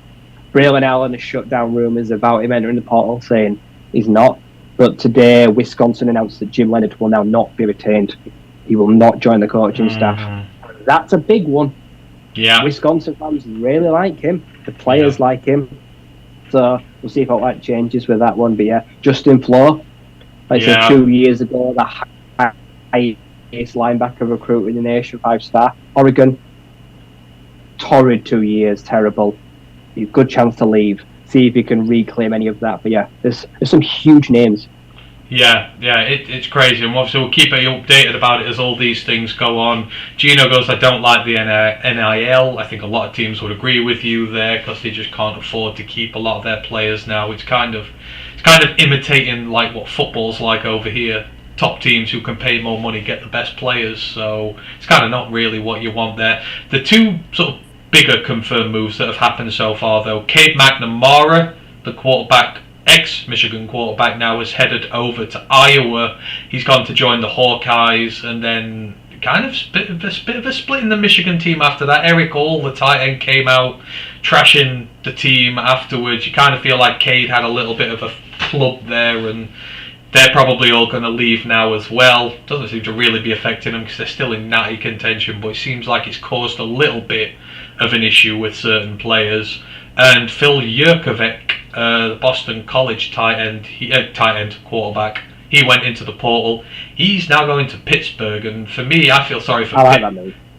See, I'm opposite. I think Pittsburgh fans are suffering here. They're Keaton Slovis last year, now they've got Yurkovec this year, but I'm probably going off Yurkovec this year. He's been terrible. Yeah, this year's bad. He can be good. 2 years ago was fantastic, but yeah, you don't know which one you're going to get. Yeah. His offensive line has been torrid, but the offensive line I don't think was much better this year. Like I said, he's gambling on that 1 year I think he's got left, but he can get it back together. But you don't have Zay Flowers.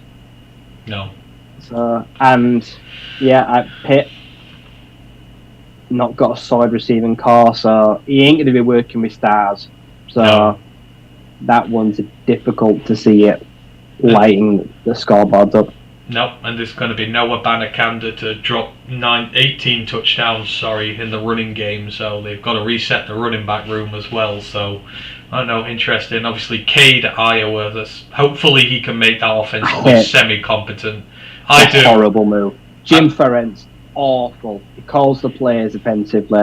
Where were we saying? I think we were saying Minnesota would be good, wasn't it? Was it Minnesota we said he would be better Wisconsin. Oh, yeah, Wisconsin, with that one. Game managed while Braylon Allen runs it. I hate the Iowa move. The offense is just stagnant. Yeah. Sam Laporta's leaving to the draft probably. It's yeah. I don't get it really at all. Big shout out, I missed this one, sorry. Derek Bobarek has tipped us $5 in the Twitch chat. Really appreciate that, Derek. Thank you for your support as always. We really appreciate that.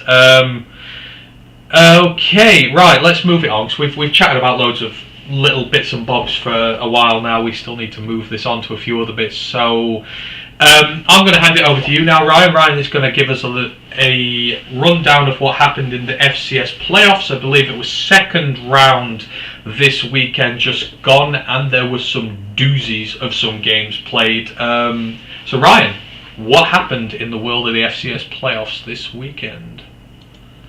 Yep, second round. This is where the seeded teams came into it. The ones to 11s that got their bye came in the second round and onwards. So a weird one, because like I said, so seeds 1 to 8 all won. Now some make it harder than others, so there's been no upsets through 2 rounds of the playoffs, which is a little bit disappointing. So number 1, South Dakota State blasted Delaware 42-6. They will play the Holy Cross Patriots. They beat New Hampshire 35-19. They've now set a program record for 12 wins in the year. They also blocked their 8th punt of the year. That's an NCAA record. They hold the lead this year. So on special teams, phenomenal. They're having a brilliant year, best year they've ever had, and they get the number 1 big boys next. And can they cause the biggest upset? I don't know. I feel like they're going to give it a really good go. They've got Matt Saluka, one of the best dual threat QBs in the nation, runs as much as he passes. I feel like they're going to give it all their best, and they could give South Dakota State a really good game. That's the first quarterfinal matchup. A dark horse in William and Mary, the Tribe, ranked number 5. They pummeled Gardner Webb 54-14, and they've scored a lot of points. They've scored about 100 points now. Like I said, just in the playoffs, they are doing really well, William and Mary. They look like one of the sides to beat, and they've got a mouth-watering matchup with number 4 Montana State. They took down Weber State. I called the upset in this game. Weber State hung around as long as they could, but the Wildcats go over the line 33-25. 4v5. That should be the game to watch next round. And subsequently, Weber State head coach Jay Hill left after the game. He has taken the associate head coach and defensive coordinator job at BYU.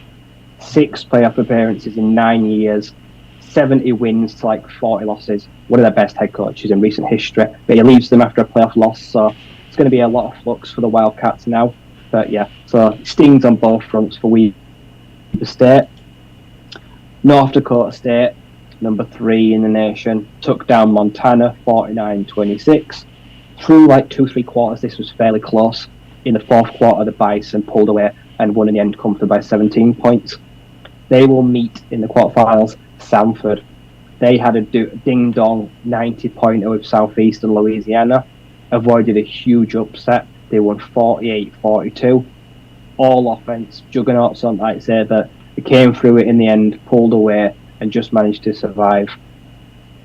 And then the final quarterfinal matchup will be number 7, UIW, Incarnate Word, 41-38 winners over Thurman. Another team that just got over the line. I think there was a turnover late in the game. And I mentioned him earlier that their head coach was leaving with their best QB, Lindsey Scott Jr. has had 2 phenomenal performances now in the playoffs, back-to-back weeks. This week, passed for 400 yards and 5 touchdowns, rushed for 124. Through 2 games in the playoffs, he's put the team on his back. And I'd say right now, one of the best quarterbacks in the nation. And I won't be surprised if they don't win the playoffs if he enters the portal. I feel like he could potentially make the jump up to the FBS next year. So he survived Furman. And my favourite for the whole thing, Sacramento State, number 2 in the nation. They almost put egg on my face. So they survived Richmond Spiders 38-31. Now, they had a 21-10 deficit, hugely controversial, through a pass out that was fumbled, returned 78 yards for a touchdown. That would have given Richmond a 28-10 lead. Now, the referees reviewed it, overturned it, incomplete pass. On the next play, Sacramento State scored a touchdown, 20-17. And then the opening half, that was inside the 2-minute warning in the first half. Second half, take the kickoff to the house. And just like that, take the lead with a huge touchdown. He pulled away and survived a big upset. And after the game, the Sacramento State head coach said he couldn't believe it was overturned. He was very surprised. He thought it was a fumble recovery too. So the Richmond Spiders can probably feel really aggrieved. With a 28-10 lead, if that goes their way, they probably pull off an upset and beat number 2 in the nation. But number 2 survives. So we've got 1v8, 5v4, 3v6, 7v2. None of the top 8 have been knocked out. Those 4 teams, 4 of them will be knocked out this weekend. But yeah, a pretty crazy week and some really fascinating matchups there. So it's going to be an interesting half of the draw. So what happens with Incarnate Word then? Is he finishing out the season with them before he goes, or is he just gone? I think he's gone. I don't think he took charge of this game. That's bad, isn't it? He either did or he's left. But I'm pretty sure, yeah, like they hoped he didn't rock the team. I don't know if he coached this game or not, but yeah, I don't think he will see out the rest of the playoffs. That's a shame that. You think you get him there, you'd think he'd at least finish the season with them before moving to his new team. I could be wrong without looking online, but yeah. I don't think he's there now. So, you said Sacramento State were the ones you've got your eye on to win it.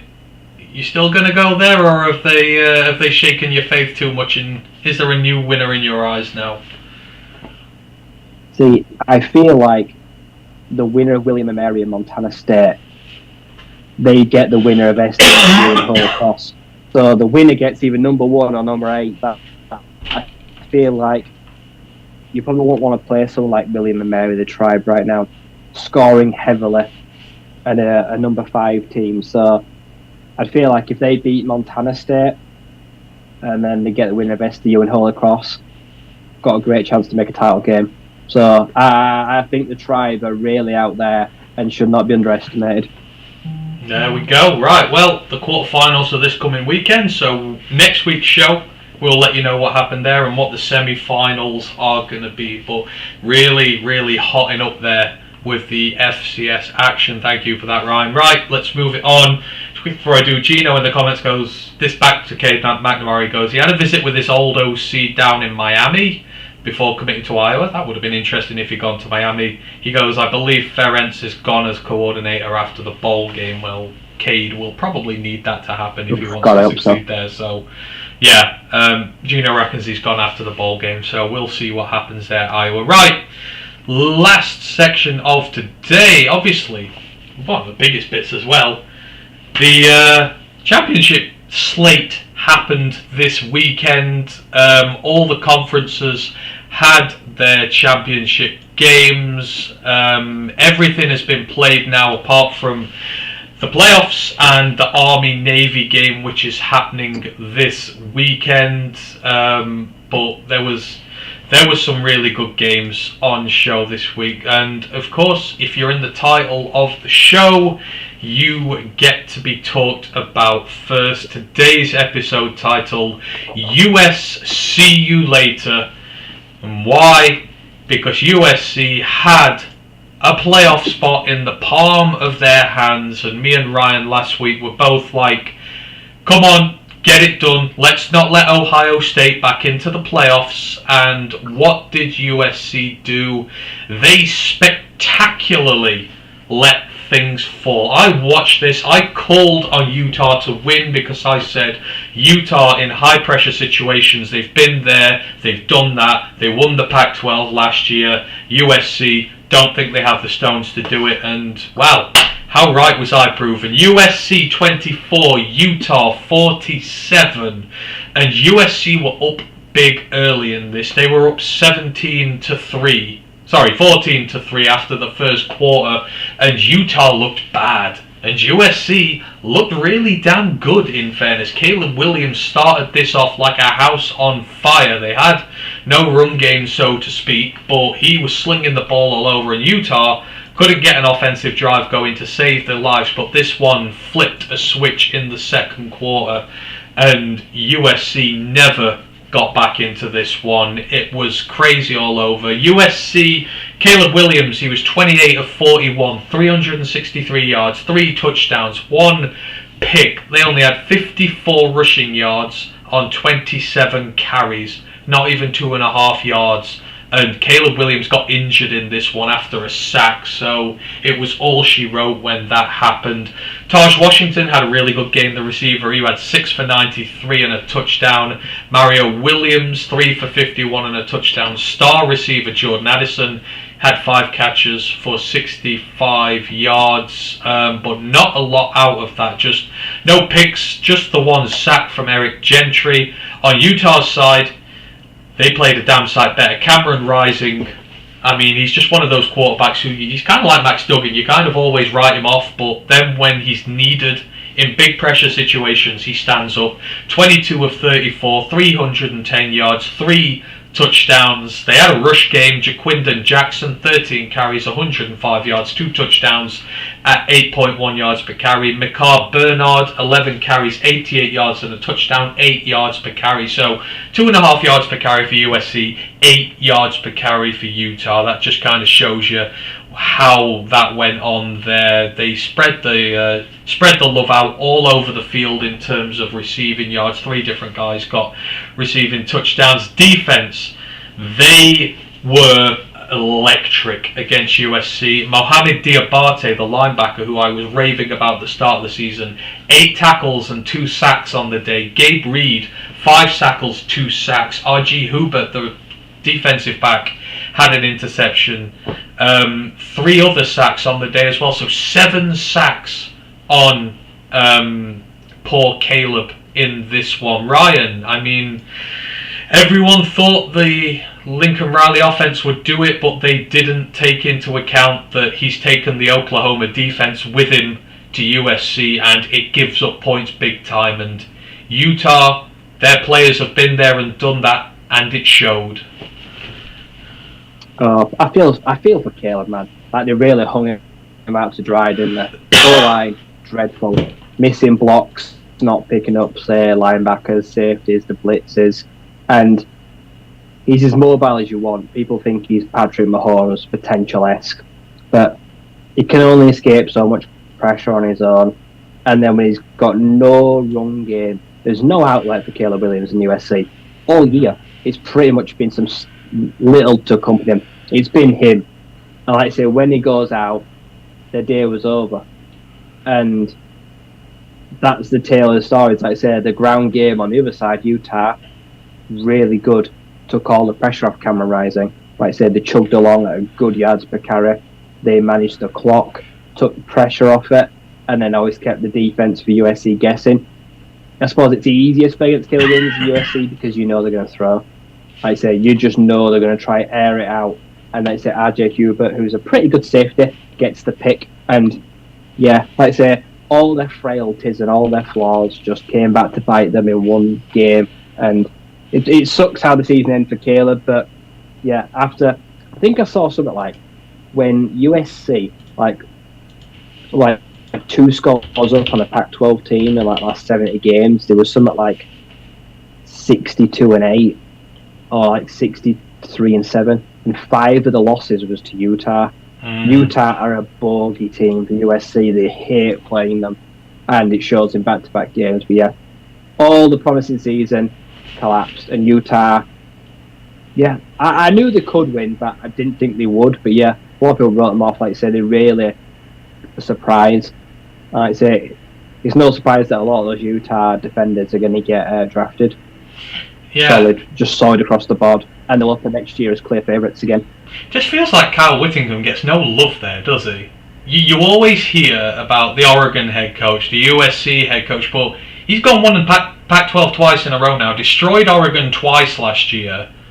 You know, when Oregon looked really good and just dismembered them twice, and he absolutely rinsed USC here, and it's kind of like still no one talks about him. It's weird, isn't it? Yeah, and they don't do very well in the rankings either. No. They came, what, 9th, 10th? Something like that. They didn't do really well. Yeah. They were around the Penn State area. And if they don't lose too much talent, the 3-peat is on. They've got a great chance of a dynasty. I suppose it could be a 2020s dynasty. The Cameron Rising dynasty. That's crazy, isn't it? Cameron Rising will be back. They're losing Clark Phillips and guys like that. They're losing Dalton Kincaid, which really hurts. Yeah. Star player they lost. But it's they're stacked and they'll replenish. But yeah, USC, I don't blame Caleb Williams whatsoever. I just blame defense and lack of run game play calling as well. Like I say, Lincoln Valley offensive play calling is just not good enough. Didn't establish the run throughout the season. You have to wonder what Lincoln does, though, don't you? Because the Oklahoma defense trash, the USC defense trash.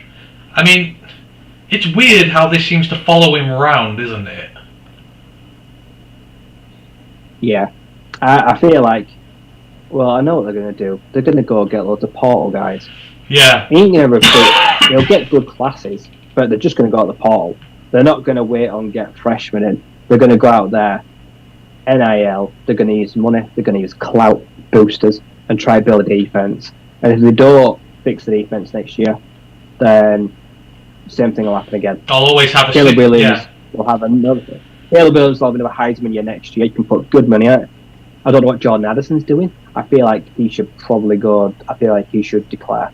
Yeah, this is a weak receiver class at the top. It's a weak class. He's got to go. So yeah, they've got to replace him. So Lincoln Riley has got a hell of a job on next year. Absolutely, because you feel like if he doesn't get that defense fixed, they've got a ceiling, and that ceiling is going to be, sort of upper echelons of the Pac-12, but never winning it, and that will not be good enough for them. They will, especially with them going to the Big Ten soon. Opposition's going to go up. You're playing Ohio State, you're playing Michigan, you're playing physical teams that bully you off the field. Penn State are aggressive. Even the Big West teams are aggressive on the lines of scrimmage. If you can't win those, if you're weak there, you could be in a lot of trouble going forward. So yeah, USC were disappointing. Brett DeWitt goes USC choke big time. Joseph Austin goes football is a team game. It is. It's got to be more than Caleb Williams to win that there for them.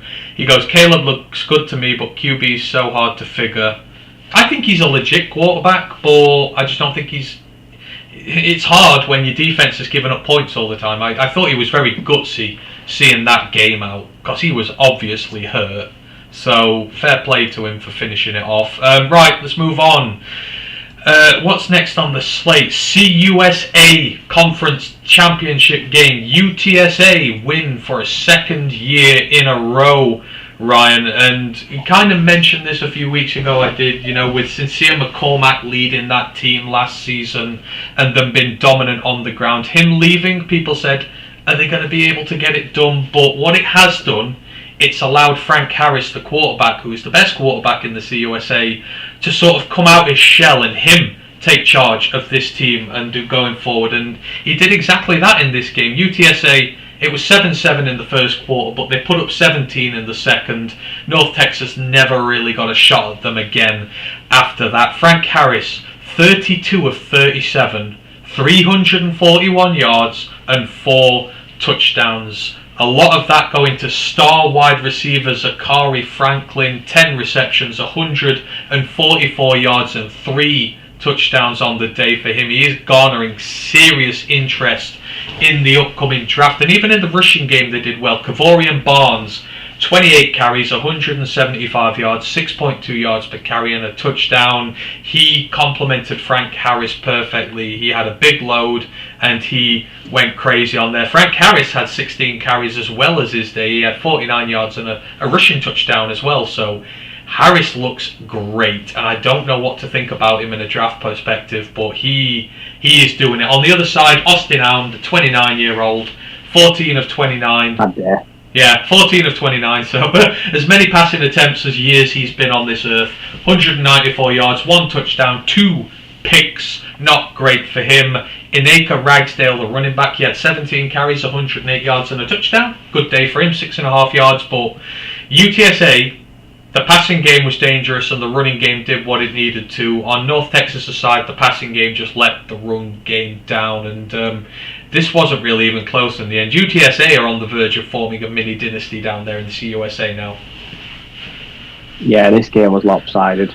Like I say, Austin Allen had a pretty good year. Like I say, when he's needed to, he's been able to air it out and rack up good numbers, but no, just a bad game for him. And this could be, like I say, last game. That might have been the last game of his career, and that would have not been the last game he'd have wanted to go out on, because, like I say, it was bad. The one time that he was inaccurate, he couldn't afford to be last weekend, and it wasn't.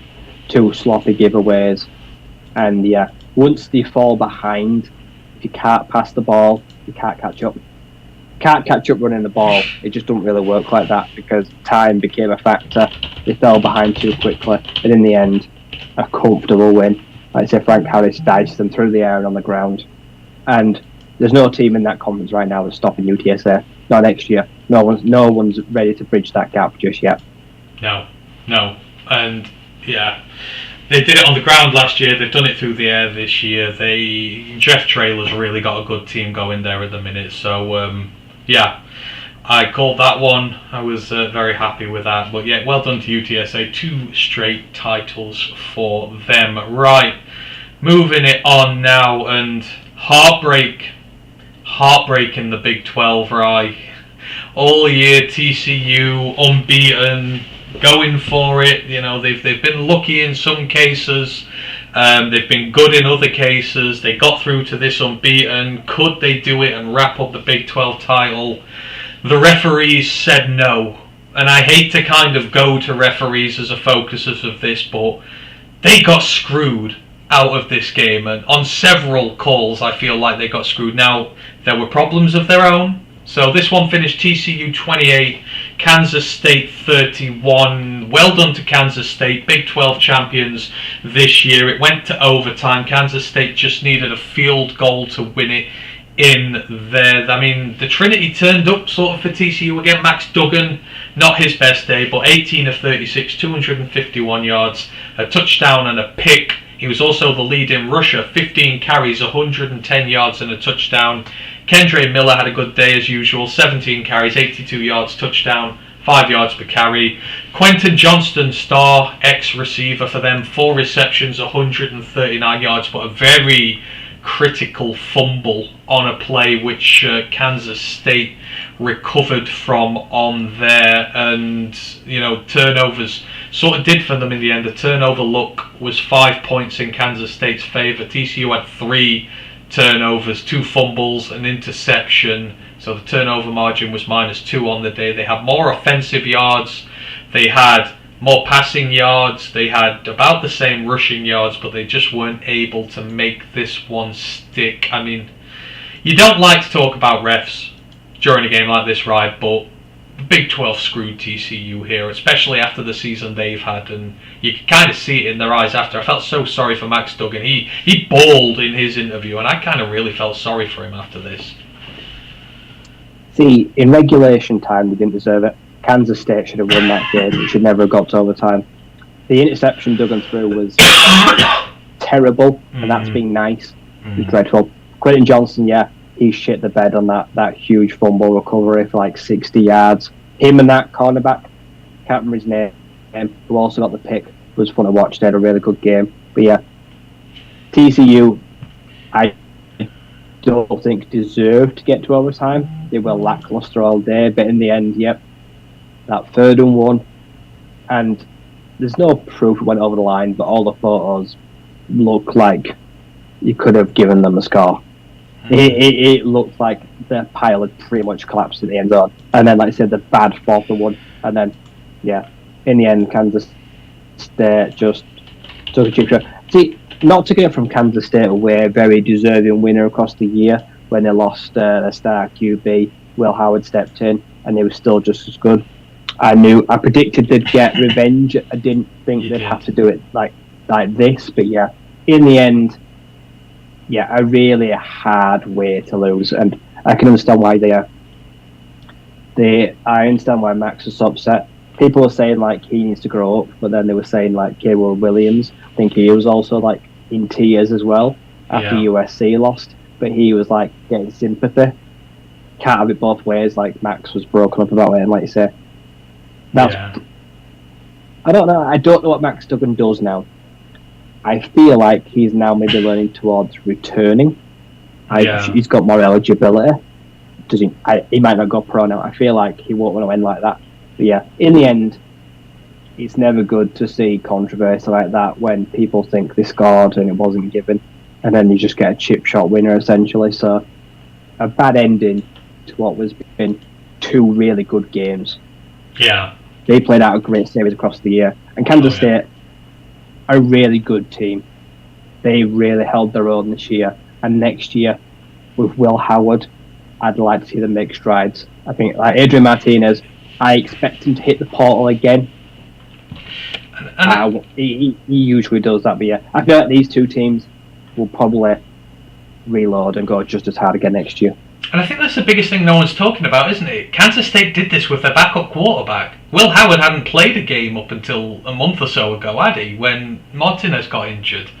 And he's been pretty solid. I don't know what his stats are because I've never checked, but I feel like they're pretty good. I feel like he's not turned it over that much. And he's been pretty steady with them, so future's bright. Obviously you're going to have a Juice Vaughn-sized hole to fill. I mean, Juice Vaughn's just... He's the guy. He's been such a great player for them over the years, and he's going to be one of the most underappreciated running backs going into this draft. But yeah, Kansas State, it's going to be big, but we'll see what happens with TCU. They're going to lose all their big weapons this year. Quentin Johnston's going to the draft.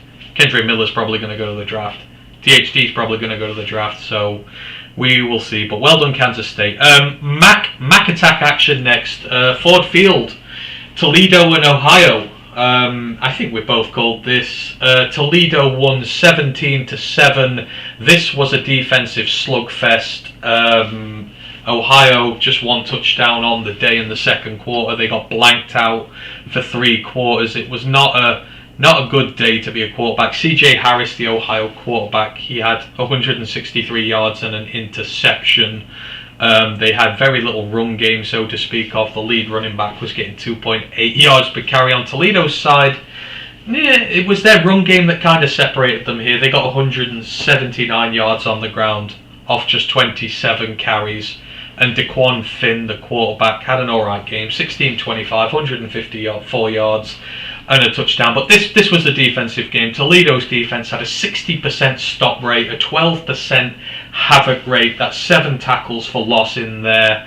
I mean, Ohio's defense did alright. They had 48% stop rate, 17% havoc rate. They had 12 tackles for loss, 10 in the rushing game. So they had a lot of success against Toledo's rushing game, even though they still managed to rush over them. But they had 11 more offensive plays as well. 11 more defensive plays, so they kind of had to do more. Toledo had the ball more on offense, but it was a meh game. The MAC's been a bit of a cluster this year, and this kind of felt like the best of a bad bunch these two teams did. It don't feel like there was a championship winner in this one so much as, like say, one was best of the rest. See, if Ohio had not lost its star QB, Drake, and I'd seen an injury before the championship, I'd have backed them, and I think they'd have won. But they lost him, like you said, player, and that the backup never sufficient. Like I say, could not lead the team to a championship because they were like 8 or 9-3 on the year. So Ohio had a really good season. Toledo, like 7-5, were like okay, just getting over the line. But yeah, the moment I saw Ohio lose its quarterback, I thought, yeah, this is going to be Toledo's. And yeah, Ohio proved that they couldn't rely on just their run game and the backup, and Toledo's defense stood up, like I say, it was able to get pressure and get in the backfield and take away the only real outlet Ohio had. So in the end, it wasn't that difficult either. And as you mentioned, a bad game all around, not a spectacle. But Toledo wanted it to be ugly. They needed it to be a ugly game, and they got it done. Yeah, absolutely. So yeah, well done to Toledo, MAC champions. Moving on to the Sun Belt next, Coastal Carolina and Troy. Now, I'm 90% certain that when we did our Sun Belt predictions at the start of the year, when we did the Sun Belt breakdown, I'm pretty sure I called Troy to win the whole thing. I at least like to think I did based on their schedule. I'm sure I did. But going into this weekend, I said that Troy Trojans defense is legit. It's real. Me and Ryan both picked them, even against Coastal Cal and that offense that they have there. You know, it's very well known how good they are. Grayson McCall did play in this game as well. It was uncertain as to whether he would or not, but he never had a chance in this game because they were behind quickly. They were 31-7 down at the half. It was already game over then. They scored garbage time points, but this one finished Troy 45, Coastal Carolina 26. And the Troy offense had a good day. Gunnar Watson, I know mixed feelings about him here on this pod, but went 12 of 17. 12 completions for 318 yards. I mean, that's crazy in itself. 3 touchdowns, no interceptions.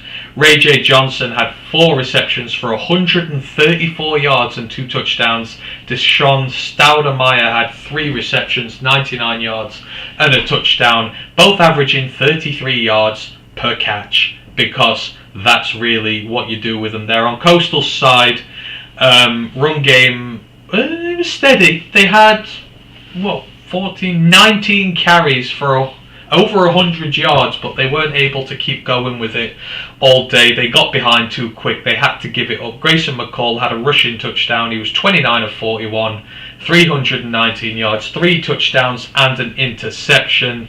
Tyson Mobley had 109 yards and a touchdown on 7 catches. Sam Pinckney, their outstanding receiving weapon, 11 receptions, 81 yards and a touchdown, but it was never going to be enough. The Troy defense, I mean, it did what it had to. It limited Coastal to 5.9 yards per offensive play, just 7% explosive play rate, 38% success on third downs, just 30% in the red zone. Troy's defense great in the red zone.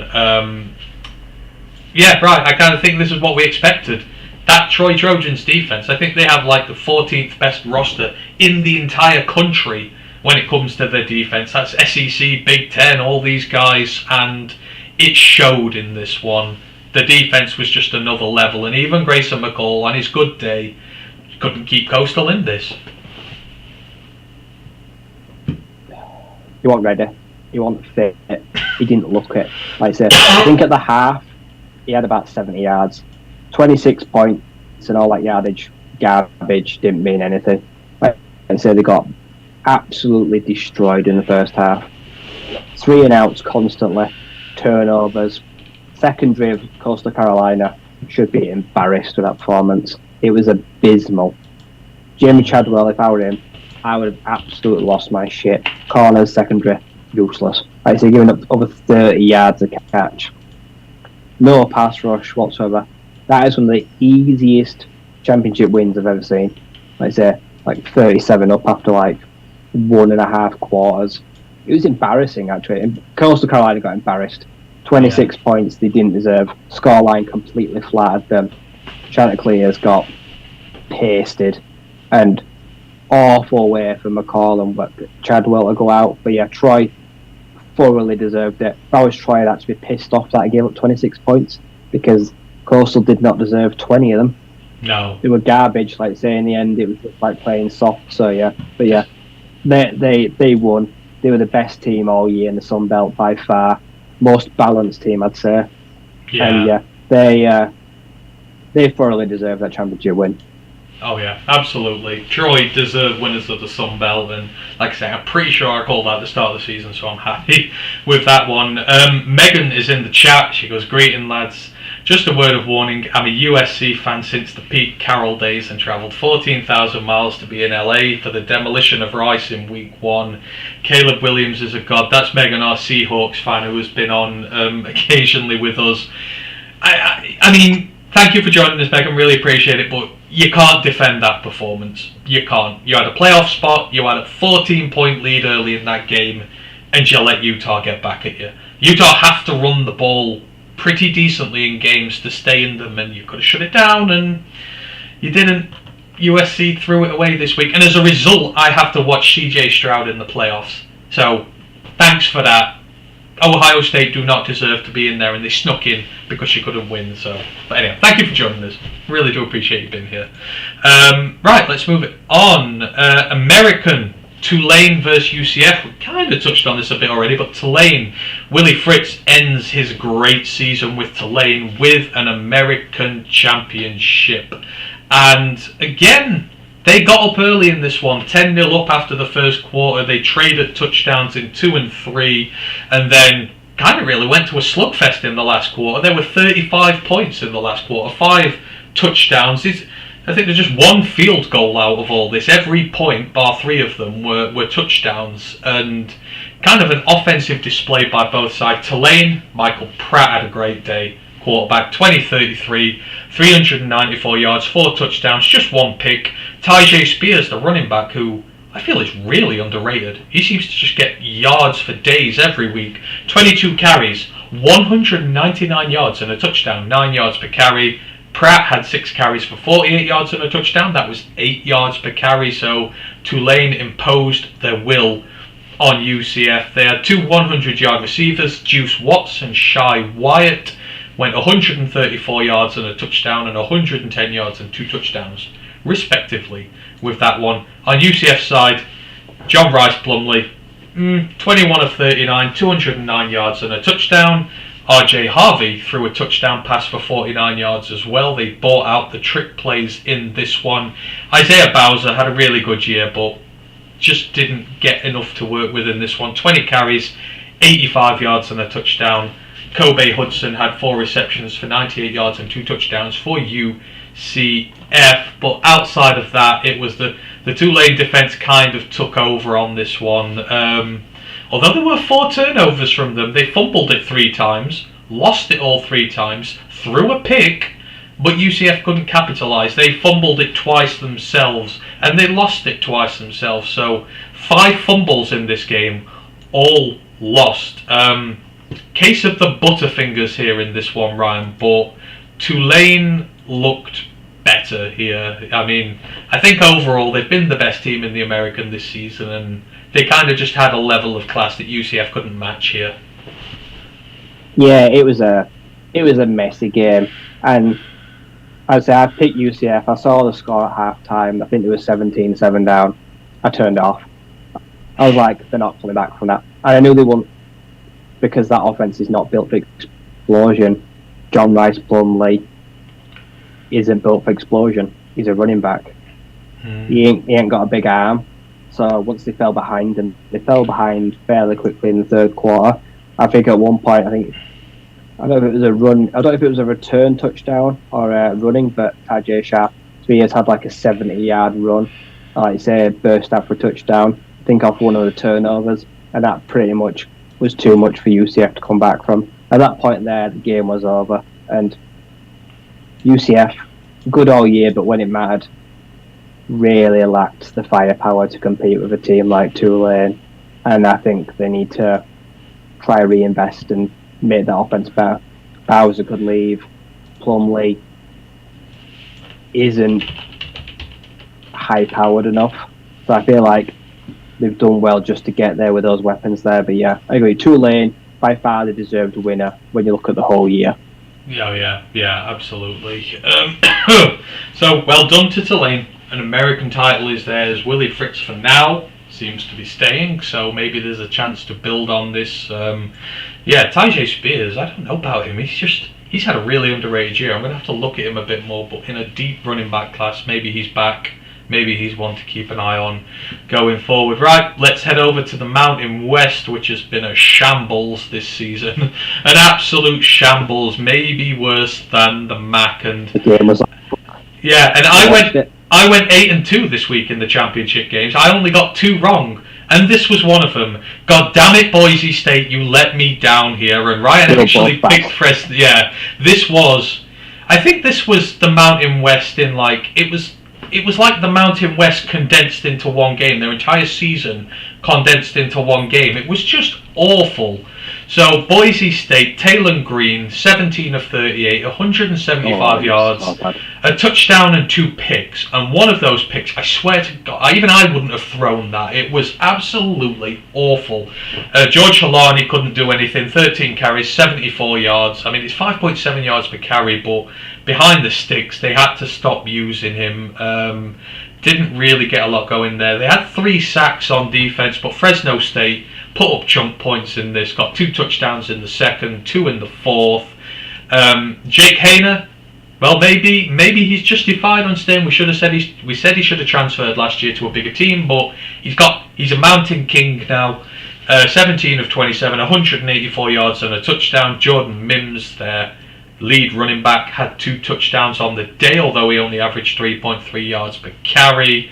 It was ugly as. So Cameron Lockridge, one of their DBs, he got both picks on the day, so good day for him. But there is not much to say in this one, bar as it was ugly and terrible, and that describes the Mountain West this year, all of it.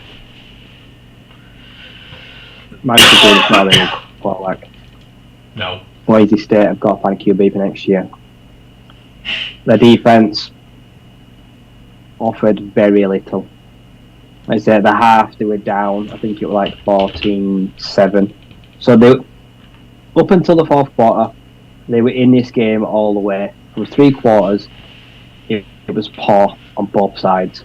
I watched a lot of it, and then a bit of a spark at Fresno State late on, and then they managed to put it away. But yeah, the picks were bad, and I think they just showed all their frailties in one game. And to say Boise started the year really badly and then went on a really good run to get to the title game, properly let themselves down. So they started they were 4-6 or something, and then went on to win the last 4 or 5 games in a row after Hank Buckmeyer entered the portal. And then when it really mattered, bad. Like saying Halani, who they've relied on heavily in the last few weeks, just could never really get it going. And my first chance to see a bit of JL Skinner, he was busy. He was on the field a lot. Yeah. Made some good tackles, but yeah, the Boise State team that we know and love of the last decade, is gone. Yeah. He's just long gone. Yeah. Yeah, it is. It's a shame, but I don't know. It happens with some of these teams. It's where you get. So Fresno, Mountain Kings, that's going to change next year. I don't think they're going to be repeat champions there. Right, 3 left to do before we get on out of here. LSU versus Georgia, SEC title, and I mean, once again, Ryan, people said, can LSU cause an upset here? Are Georgia going to crack under the pressure? Are they hell? 35-10 up by half-time. This game dead as a doornail. Georgia, Stetson Bennett, 23 of 29, 274 yards and 4 touchdowns. A near flawless performance from him.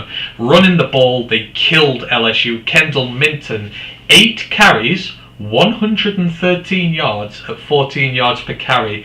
Dyson Edwards got 12 carries for 77 yards at 6.4 yards per carry. And their lead back, Kenny McIntosh, he got 55 yards and 2 touchdowns on the ground. Brock Bowers is going to be a monster whenever he decides he wants to get involved in a draft season. He's the best tight end in college football and it ain't close. 6 receptions, 81 yards and a touchdown. Lad McConkey, great name, 5 receptions, 69 yards, and a touchdown for him.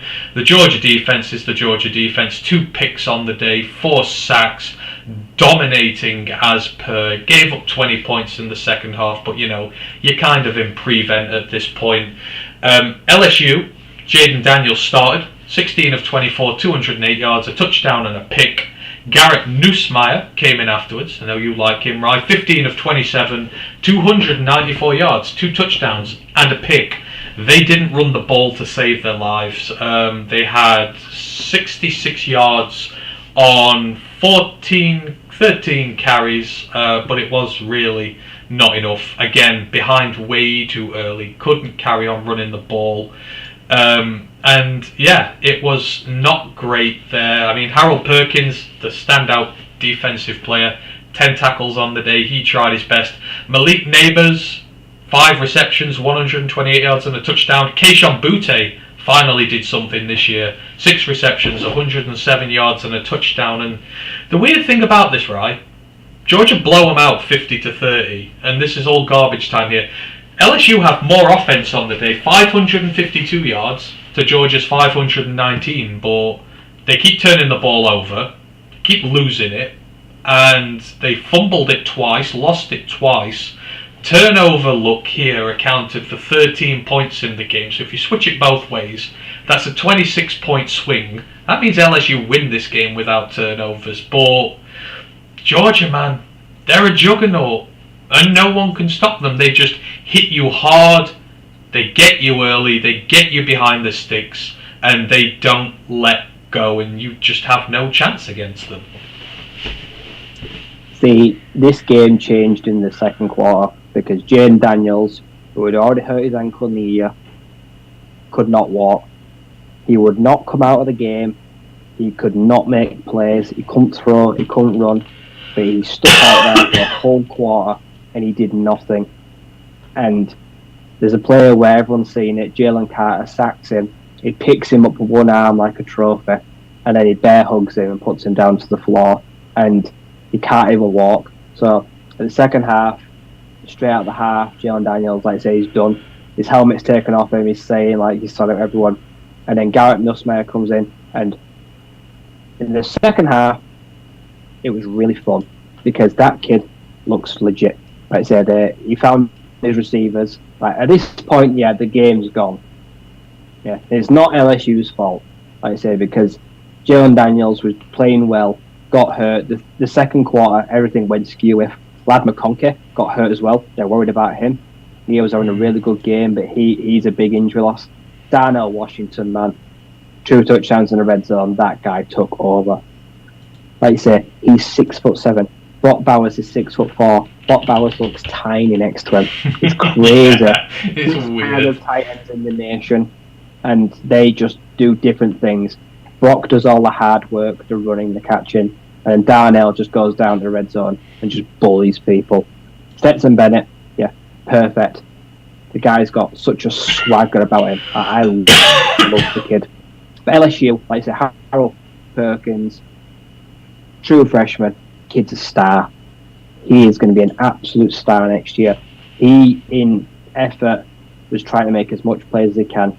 Right, so there were guys I were not impressed with, like Kelly Ringo, had a terrible game, got picked on constantly, gave up huge receptions down the sideline, had a real stinker. But then the LSU tight end, he looks like a future breakout star as well. Can't remember his name, but he made some clutch catches and looks really good. But so this game was really fun, and it could have been a lot better and a lot closer had things gone LSU's way. But yeah, the kid that came in deserves a lot of credit. And they pick you through at the end, just try to throw a pass into a window in the red zone. It wasn't his fault. Like, so he was trying to play catch up here. He came in and he showed that he can lead the team. And this LSU team is stacked with talent still. Yeah. So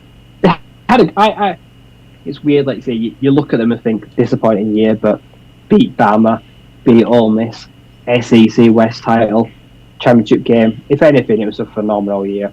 And for me, that's my favourite game as well, because I thought both sides played really well. Yeah. It was a good game, I'm not going to lie. But again, Georgia just showed they just seem to have it. It's very hard. I mean, even Alabama last year, they got on top of them, but Georgia still fought their way back in. It's just like you can't make them go away. No one's beating Georgia. No one is taking that title from them. No, I think Bennett gets hurt. Yeah. Touch wood, unless Bennett gets hurt and Milton has to play QB. That is the only way you stop them. I would put Georgia as a 20-point favourite against Ohio State right now. I think it's that big. They're going to row them. No way. You saw how much Ohio State struggled with Michigan.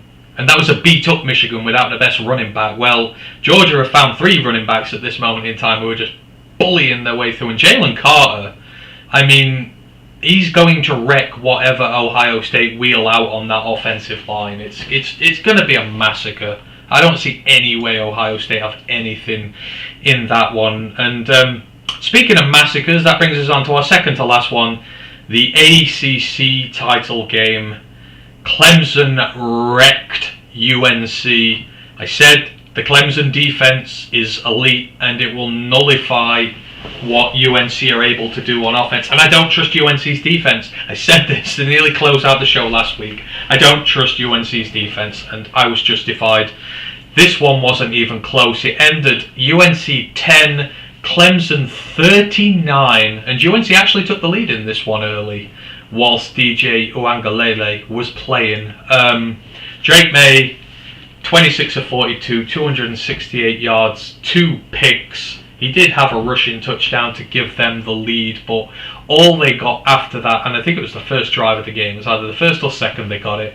They got 1 field goal for the rest of the game after that. Clemson shut their asses down, and Clemson, they pulled DJ. I don't think they wanted to start DJ Uri. You said Cade Klubnik will start this. You were wrong, but they pulled DJ after 2 drives, and DJ never saw the field again. They had nothing. Cade looks special. I'm telling you what, next year.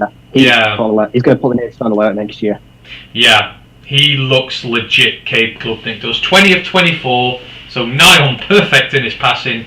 279 yards and a touchdown. He was actually leading rusher, 30 yards and a touchdown. Will Shipley had a very quiet day, but UNC couldn't stop throwing the ball, and they couldn't stop giving the ball away, more importantly. They fumbled a few times as well. Josh Downs, the UNC special wide receiver, he's great, 11 receptions and 100 yards, but this was all about the Clemson D in this one, wasn't it, Rye? Jeremiah Trotter Jr., 3 sacks on the day for him. He had a career day probably in this one. He really stood up when he needed to. And this defense just... You could tell Drake May was a freshman. I think people forget he's a freshman, and it kind of was like the lights got very bright. He made some mistakes that are not like him, and Clemson just looked the more experienced team who've been there, done that, and at the end of the day just kind of wiped the floor with them. Yeah, it was a bit of a massacre. On the flip side, when Drake May enters the portal, it's easy to see why. No help. No. UNC, that team is bad. He, like you say, he's a freshman and had one of the best freshman years I've ever seen. And all he did was paper over the cracks. That's all he was able to do with such a good year, to just hide their flaws. and no one in the world can blame him for what happened in that championship game. No. He did everything he could. Asked to throw the ball 45 times. Josh Downs still has stood, still got yardage, but yeah, no run game. Defense terrible. These days, I question coaching as well. Matt Brown's been around forever. A bit long in the tooth. I think they need some new blood, but yeah, it needs a serious injection of talent, or they won't get back next year. Yeah. Clemson never got out of second gear. Yeah, Klubnik diced them. Like I say, Clemson didn't even really need Will Shipley, and that's pretty much a testament to their defense and how quickly they score points to build a lead. But yeah, Clemson retake their crown, and the future looks very bright. But not for DJ Ungalele. His future is very murky. Yeah, he's in the portal. He's lost his spot. Yeah, it's kind of over there for him. So yeah, Clemson, well done. Should really have been in the playoffs. Had some defeats they shouldn't have had, but hey ho. I think next year they make the playoffs. I think Klubnik can take them to the playoffs next year. Oh yeah. I think they'll get there. If they keep the defense going, they will be absolutely fine.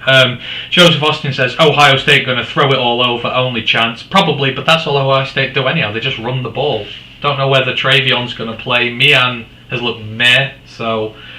Yeah, Brent DeWitt goes, last year Georgia were playing angry in the playoffs. Yep, no one believed in them. They were on a mission. I see the same fire in the Wolverines this year. Should be a great rematch if it happens. I tell you what, if it does, the fight I want to see is Olusegun Oluwatimi, the centre, against Jalen Carter. What a fight that's going to be on the line of scrimmage. You've probably got one of the best centres in college football against the best defensive tackle in college football. That will be a fight I would pay to see those two going at it all day. Right, finish this off and, well, talking about Michigan, finish it off with the Big Ten title game. Purdue, Michigan. Michigan, in the end, won this quite comfortably, 43-22, but this followed the pattern of a lot of games this year. Purdue were in this at half-time. It's only 14-13 to Michigan going into the half, and Purdue had looked fairly impressive at this point, but Michigan, I don't know what it is. Michigan State fans have some very, very outlandish theories about why this happens, but Michigan just seemed to turn it on in the second half. They outscored them 29-9. It finishes, it looks like a rout, but I think Purdue did themselves no harm in this. I don't feel like they got wiped away like Iowa last year. Aidan O'Connell did what he could. He had to throw so much, 32 of 47, 366 yards and 2 picks. They were not great, I'm not going to lie. Charlie Jones had 13 receptions for 162 yards. What a season he has had. On Michigan's side, JJ continues to do what JJ needs to do. He's not required as much as a lot of other quarterbacks. He was 11 of 17, but he had 161 yards, 3 touchdowns and a pick. Donovan Edwards continues his amazing season, 185 yards and a touchdown. Kalel Mullings got a couple of rushing touchdowns as well. Ronnie Bell, Luke Schoonmaker and Colston Loveland got the touchdowns in the receiving game for Michigan. Jalen Harrell, I think he's one of the D-line guys on there. He had a couple of sacks on the day. Will Johnson had both picks on the day on Aidan O'Connell, so the defense stood up. I mean, it was never really in doubt, this one, was it? Michigan just seemed to have this second gear, which is uncanny. They look like they struggle a lot to a half sometimes, but whatever it is, adjustments, whether they're just fitter, stronger, I don't know. They just come out and destroy teams in the second half, and in the end, worthy victors over Purdue. Yeah, and they've got more depth as well. Yeah. Behind Charlie Jones, not a lot there. TJ Sheffield. There's not a lot help. TJ Sheffield and he's an undersized, smaller slot guy, so he can't change a game on his own. And their tight end is good, but he's not super athletic. Just big, strong possession guy. So yeah, just a total lack of weapons. And the JJ McCarthy, I'm just not impressed. I know he's a game manager. That's all he needs to be, because he got such a dominant ground game and the ball over. Is that enough going into the playoffs? Absolutely not. I just don't think he'll be able to do that and get away with it when it comes to the big time. So it's going to be interesting to see if Donovan Edwards is able to put this team on his back, especially against TCU. Can he put the team on his back and ask JJ to do as little as possible? Against Purdue, it was fine because Purdue ran out of steam, and in the end, yeah, did a good half, but yeah, didn't lose no credit. Real scrappy battle to get there, and just glad to be there in the end. But yeah, going forward to Michigan team, the defense to me is the key. I just hope JJ can keep it together in games and just do not turn the ball over. If you don't turn the ball over, that's fine. That's all I ask of him.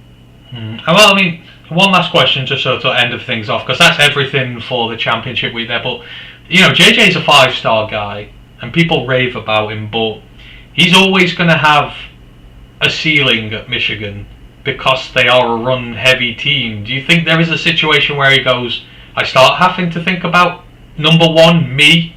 Maybe I need to go to a team that passes it more so I can showcase my ability, or do you reckon he'll just continue to ride the train there? Because they said they don't use him that much. He does what what he needs to do, but I don't feel like he's ever going to have those like Sam Hartman days where he's going to have the epic slinging fests that'll show him off to an NFL team. Especially for a 5-star guy, he'll want an opportunity to prove himself.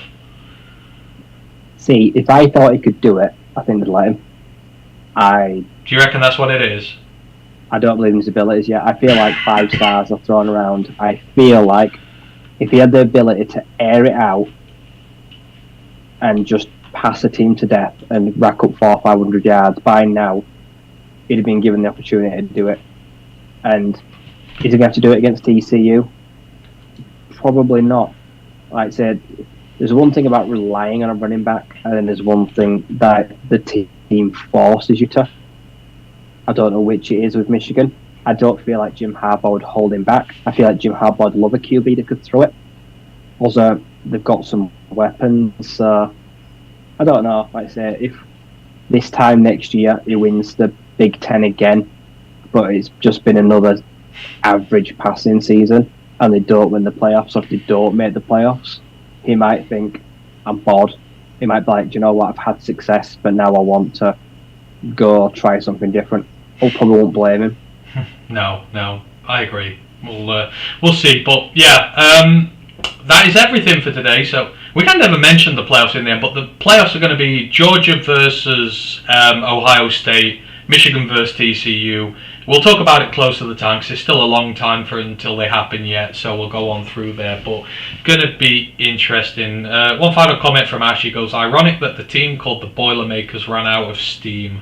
Ash, don't make me get the Mike McDaniel gif out of my bag. I ain't got it on my PC. I'll have to do it on my phone. But yeah, no bad jokes. No bad jokes, please. So thank you to everyone who's joined this evening. We had quite a lot of people in over the course of the evening. We really do appreciate you as always. Just quickly go through the next episode. So the main podcast, I'm actually going to be back in about an hour. We have a Minnesota Vikings guest on with us this evening. Had to do it late because of the time difference across the Atlantic. So I will be back in an hour to do a mini Vikings preview with her, and then we will be back tomorrow night, Thursday the 8th of December, where we will do our main preview podcast for that. So come back, join me in an hour if you wish. If not, come join all of us tomorrow night. Will be good fun. Me and Ryan will be back next week round the 14th of December with the college pod.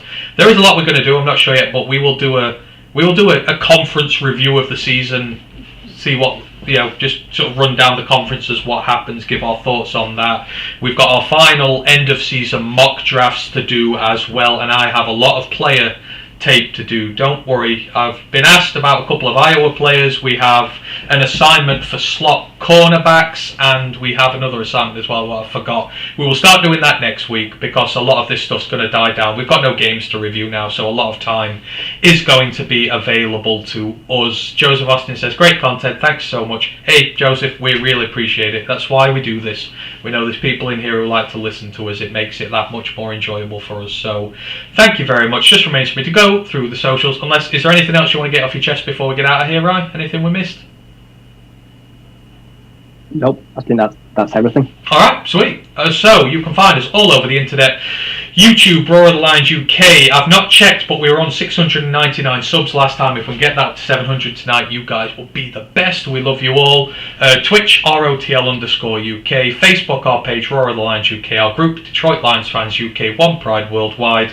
On Twitter and Instagram, you find us at ROTL_UK. And our website, www.roarofthelionsuk.com. Ash, our resident writer, no doubt got his Minnesota Vikings preview ready, which will probably drop tomorrow with a terrible title, but we love his terrible titles, so don't ever change Ash, apart from last week's one. Last week's one was really bad. I can't remember, I blanked it out of my mind, but we love you, Ash. Right, thank you ever so much, and until next time, we shall see you again soon.